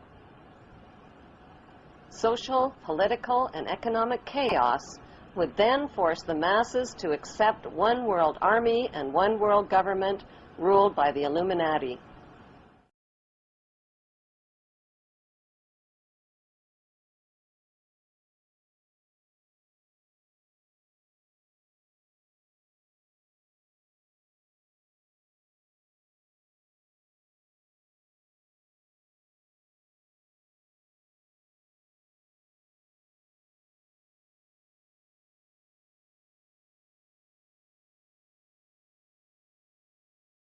World War III is to be fomented by using the so-called controversies, the agents of the Illuminati, operating under whatever new name, are now stirring up between the political Zionists and the leaders of the Muslim world. That war is to be directed in such a manner that all of Islam and political Zionism, Israel, will destroy each other, while at the same time the remaining nations, once more divided on this issue, will be forced to fight themselves into a state of complete exhaustion after World War III is ended. Indoctrination into accepting the idea that only a one-world government can put an end to recurring wars and strife.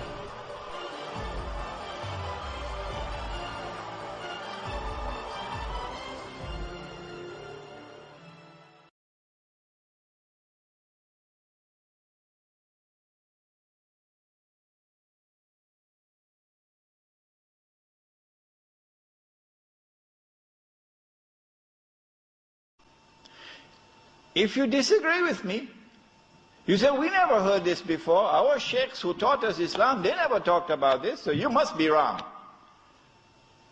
My response is wait and see. That's all. I don't have to say anything more than that. Holy Prophet ﷺ mentioned by way of prophecy that one thing, that in that age the real faith will not be found among the Muslims. He mentioned that their scholars will not be really leading the people to guidance. Their places of worship will be very well attended, but without any guidance. It indicates that the scholars at that time, they will be similarly, their character will be simply a character of mockery. They would not be representing the right faith.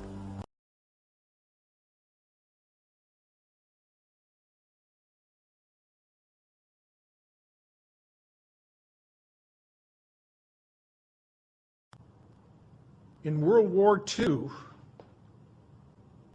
Israel was to be born. And the Zionists were given power. So since the first two wars came off just exactly as that letter said, and that letter used to hang right in the British Museum Library until 1977 when Baron Rothschild became a director. And as soon as he was on the board of directors, that letter disappeared from the library. Immediately.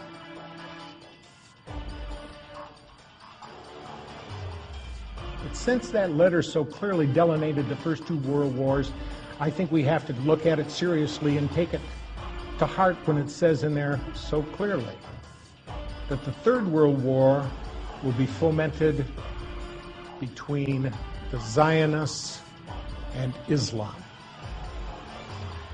Does anybody see that materializing today? Every place we look, we can see it happening. And we can see that the power they have here in this country to run things and to prepare the world for a new world order.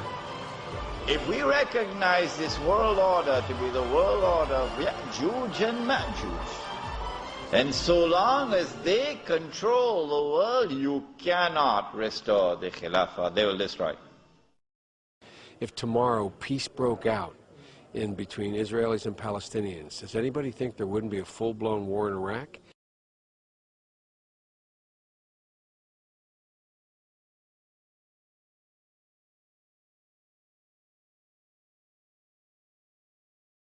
You know, I used to say early on when I was a kid, I'd say, when I was a young senator, I'd say, if I were a Jew, I'd be a Zionist. I am a Zionist. You don't have to be a Jew to be a Zionist. Here in Washington, D.C., beneath a statue of Albert Pike, author William T. Still explains the contents of this remarkable letter. This was a letter that was written by the head of European Masonry, a man by the name of Mazzini, who wrote it to Albert Pike about 1871. It was in the British Museum for a number of years on display, so we know it existed. It's now disappeared, incidentally. The subject of the letter was to try to figure out a way to finally get humankind to give up their cherished concept of nationalism and finally give in to the New World Order internationalist construct. The letter called for a series of 3 world wars. The Third World War would be between the Jews and the Muslims and would bring about the Battle of Armageddon and would finally make mankind so sick of warfare that they'd give up their cherished concept of nationalism and give in to the New World Order concept.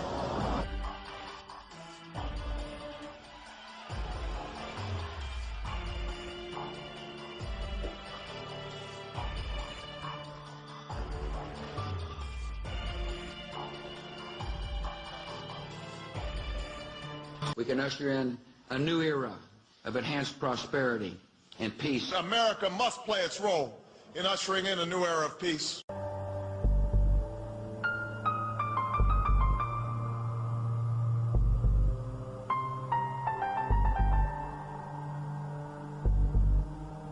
At least I'm giving you a wake-up call.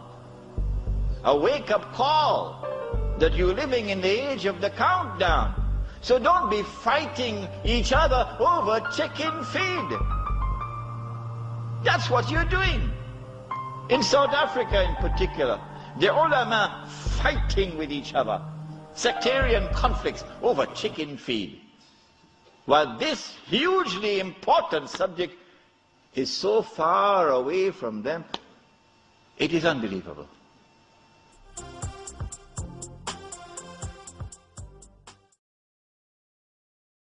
The prophecy is being fulfilled, but they're being deceived in the grandest and most magnificent deception mankind has ever witnessed. Even the New World Order cannot guarantee an era of perpetual peace, but enduring peace must be our mission. When he has completed his mission, then comes the unfolding of the events where the true Messiah will kill the false Messiah and Allah subhanahu wa ta'ala will destroy Ya'juj and Ma'juj. Then it will be possible to restore the Khilafah.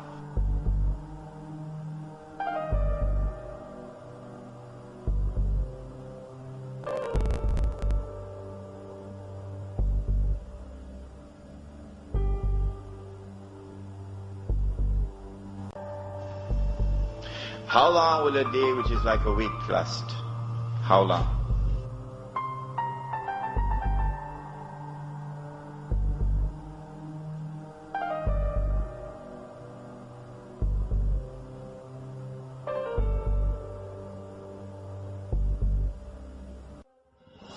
The when Dajjal was in a day which is like a year, Britain was his headquarters. And when Dajjal moves to a day which is like a month, the United States of America became his headquarters. And finally, when Dajjal is going to be in a day which is like a week, he comes back home to the Holy Land. He comes back home to the Holy Land.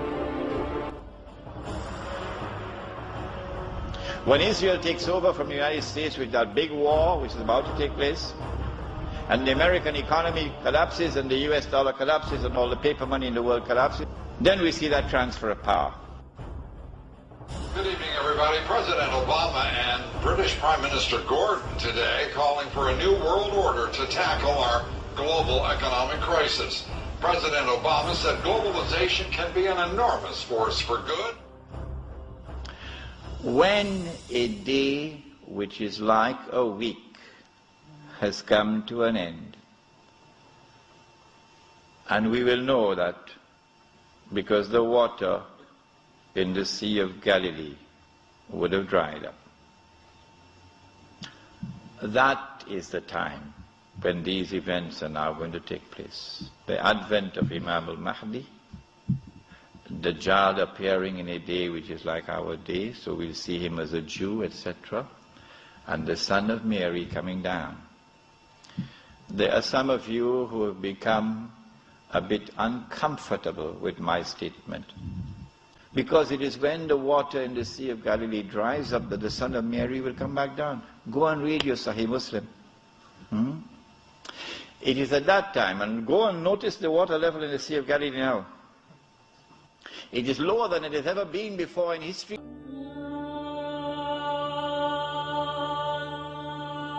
The waters the Bible tells us Jesus walked on, the shores where he performed his miracles. A place of beauty, religion and legend. But today on the brink of disaster. The water should be above our heads, in fact. The tragedy is that you don't need to be Jesus Christ anymore to walk here on the Sea of Galilee. Environmentalist Guidon Bromberg and I could walk the floor of the lake because its waters have retreated hundreds of yards. This bay should be full of water right up to those rocks. The Sea of Galilee is so low it must be pumped uphill into the Jordan now, the river it should feed. Otherwise its baptism sites would dry up. But the Jordan doesn't flow much further from here. Lebanon is about to take water out of that river, and Israel is saying, if you do that, we're going to wage war against you. Why? Because that water runs into the Sea of Galilee. Yes. Just a few miles to the south, this is where the Jordan comes to an end. Its last few drops are drawn off by that pumping station over there for irrigation. Then there's this, Israel's dirty little secret. The Jordan, possibly the most famous river in the world, rises again as raw sewage being poured out of that drain. Israel's announced an emergency. A lineup of celebrities, including supermodel Bar Raffaelli. Their faces cracking to tell Israelis to save the Sea of Galilee. And the Jews? They can watch the Sea of Galilee going down and drying up. And they can realize that the moment is coming. Ya Muslim, هذا يهودي ورائي فتعال فاقتل. Israeli authorities deny mismanagement. Instead, they blame the weather. Such a drought of 5 successive years, that's something we never met. And that's also something that statistically is really rare. On the waters, boatmen who fish for tourists are deeply alarmed. We used to use the first pier, and then the water level went down, so we brought another one, and now another one. Do you think it's going to get better? We pray it will be better, and it will be. We trust God. It'll need more than divine intervention. Scientists say if the Sea of Galilee sinks another metre or two, it could reach a point of no return, and this could be lost forever. Dominic Waghorn, Sky News, the Galilee. And so the hadith of the Prophet Muhammad ﷺ is now moving to center stage.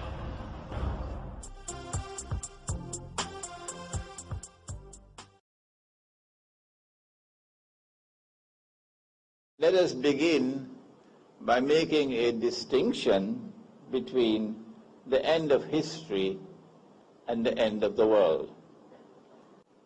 When the end of the world will come, nobody knows. Only Allah. That knowledge resides with Him. Only Him. Our subject is different. We're dealing with the end of history, not the end of the world. On December 21st, 2012, the Earth will be in exact alignment with the Sun and the center of the Milky Way galaxy. A galactic event that takes place only once every 25,800 years.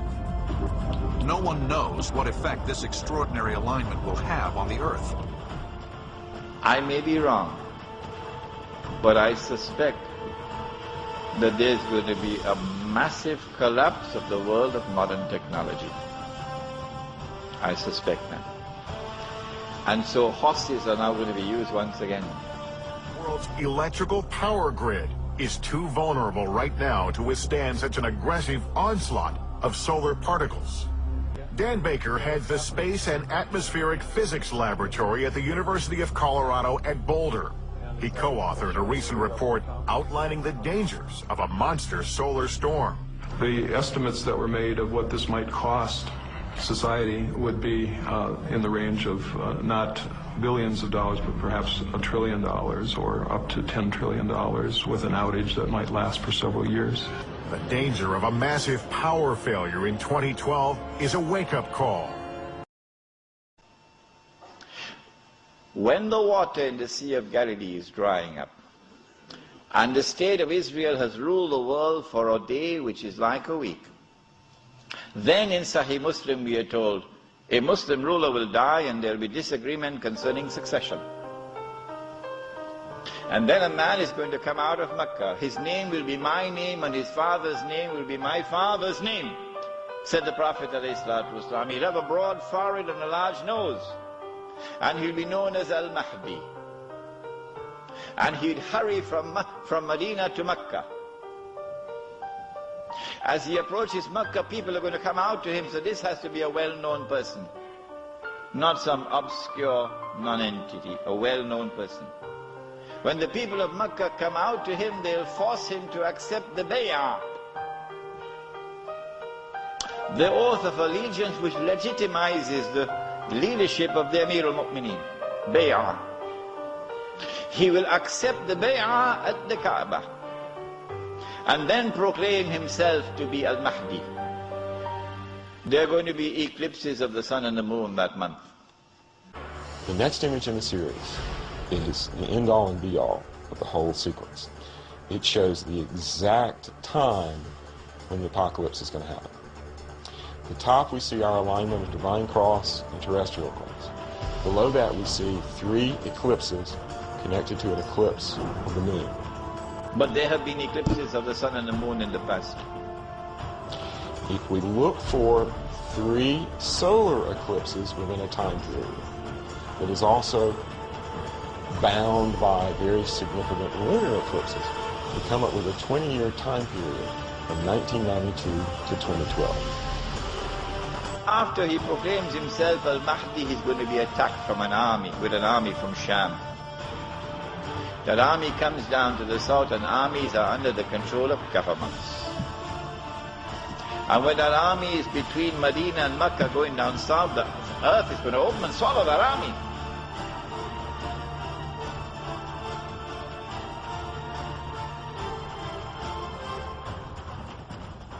Massive earthquakes obliterate our cities. Mountains collapse. And the world's supervolcanoes all erupt simultaneously. Essentially, humanity would be wiped off the planet.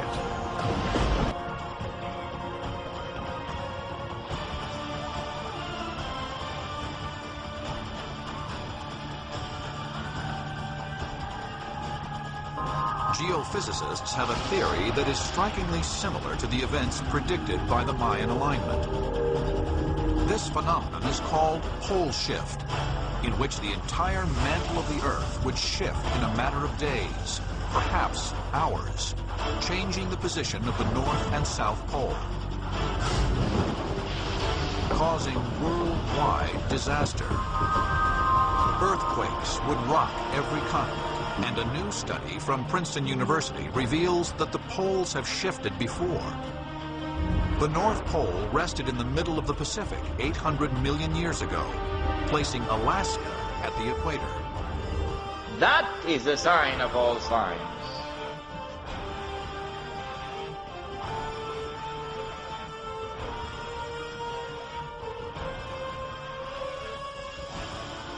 When the army is swallowed, then the Mahdi is going to be attacked by another army, and this is now an army of the Quraysh, an army of the Kalb.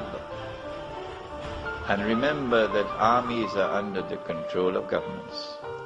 The Mahdi will defeat this army And when our army is defeated, that is the end of Saudi Arabia. Goodbye to bad rubbish. The jihad is already in force to liberate the territory from where the army will come, from Khorasan. No one can stop that jihad. ولا تحسبن الذين قتلوا في سبيل الله أمواتا بل أحياء عند ربهم يرزقون فرحين بما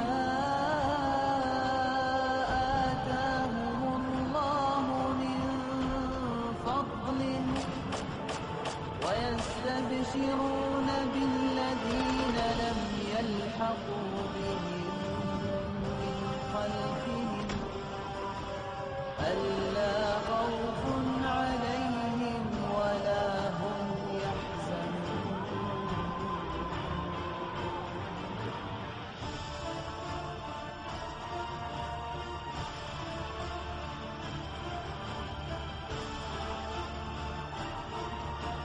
This territory has one thing distinctive about it, that Europe could never colonize the heart of Khorasan. The British tried when Britain was the ruling state in the world, and the British failed. And then the Russians tried when they had the superpower, the Soviet Union. And after 12 years, the Russians failed. And guess who is trying now?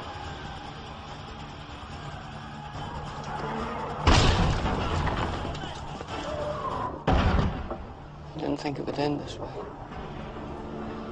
End? No, the journey doesn't end here. Death is just another path. One that we all must take. Then you see it.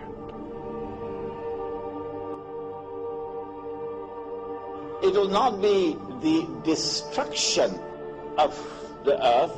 Rather, says the Quran, on that day there will be a transformation, and creation will be transformed.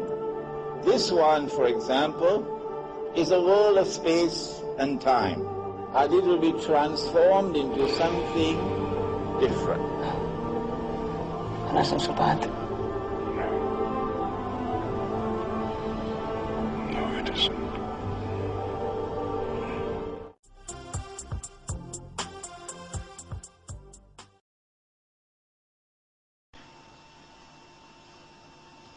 When Darul Islam is restored in the Arabian Peninsula, this is now the most dangerous and potent of all threats to the state of Israel. Dajjal will now attack. He's now in a day which is like our day. And so we see him, a Jew, a young man, powerful, built, curly hair. But I'm not saying anything about his eyes because you understand the hadith about the eyes now.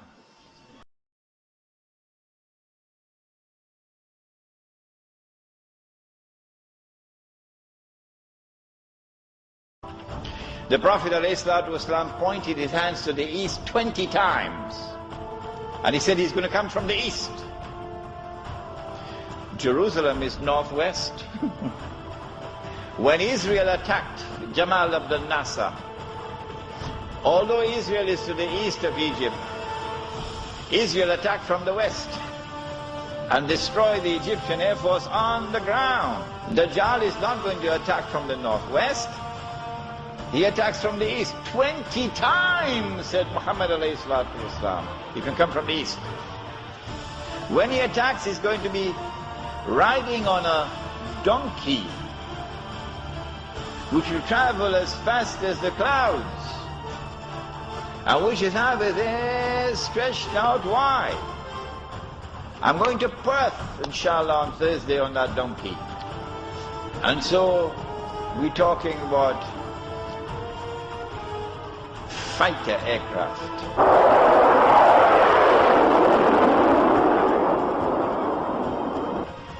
And east of Medina and Mecca is the Saudi Air Force Base, which is now also an American Air Force Base in Dhahran.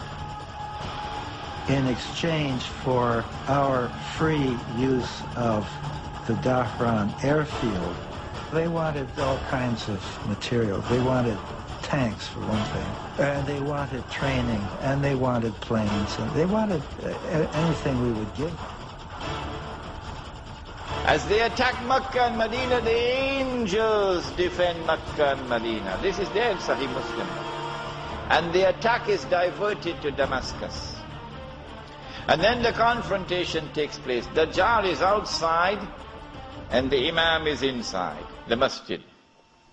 As the Jews are rubbing their hands, we've got them now, we've cornered them. But now history repeats itself. The divine method of positive identification is repeated. As the son of Mary comes down in the masjid, Imam al-Mahdi says, here he is, this is the son of Mary.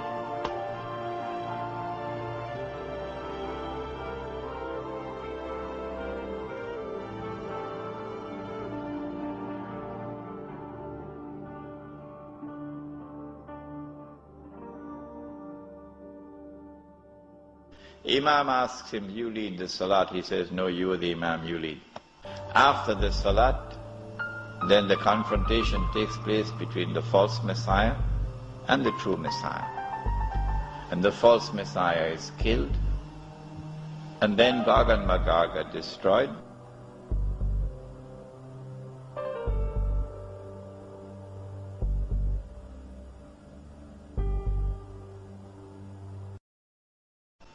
And after Gog and Magog are destroyed and Dajjal is killed, now the state of Israel is without any support. Now it's going to be a level battlefield, a level battlefield.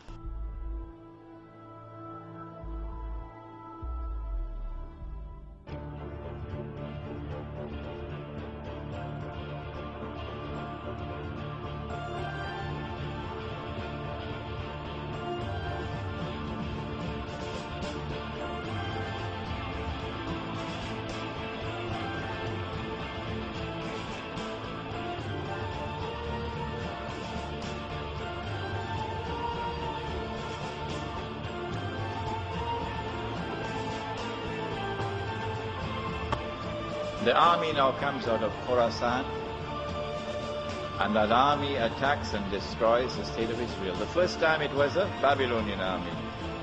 The second time it was a Roman army. And after the Roman army destroyed them and threw them out of the land, Allah said, وَإِنْ عُدْتُمْ عُدْنَا وَإِنْ عُدْتُمْ عُدْنَا. If you return with your fasad, we will return with our punishment. They return with their fasad.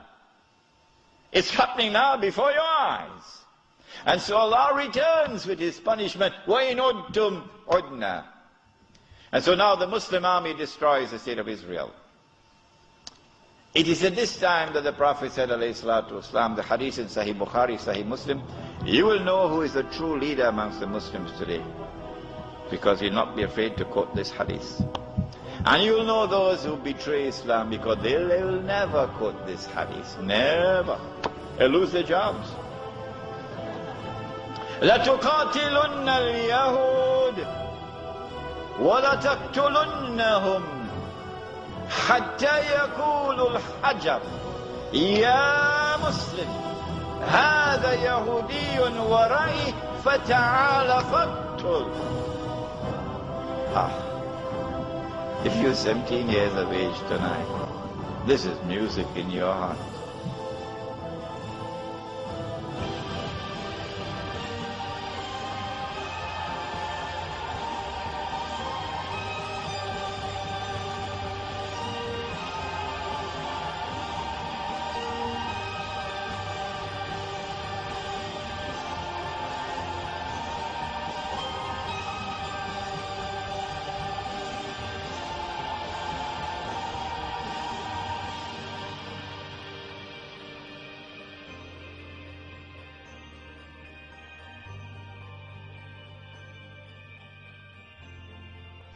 This ends the subject of Imam al-Mahdi and the return of the Khilafah.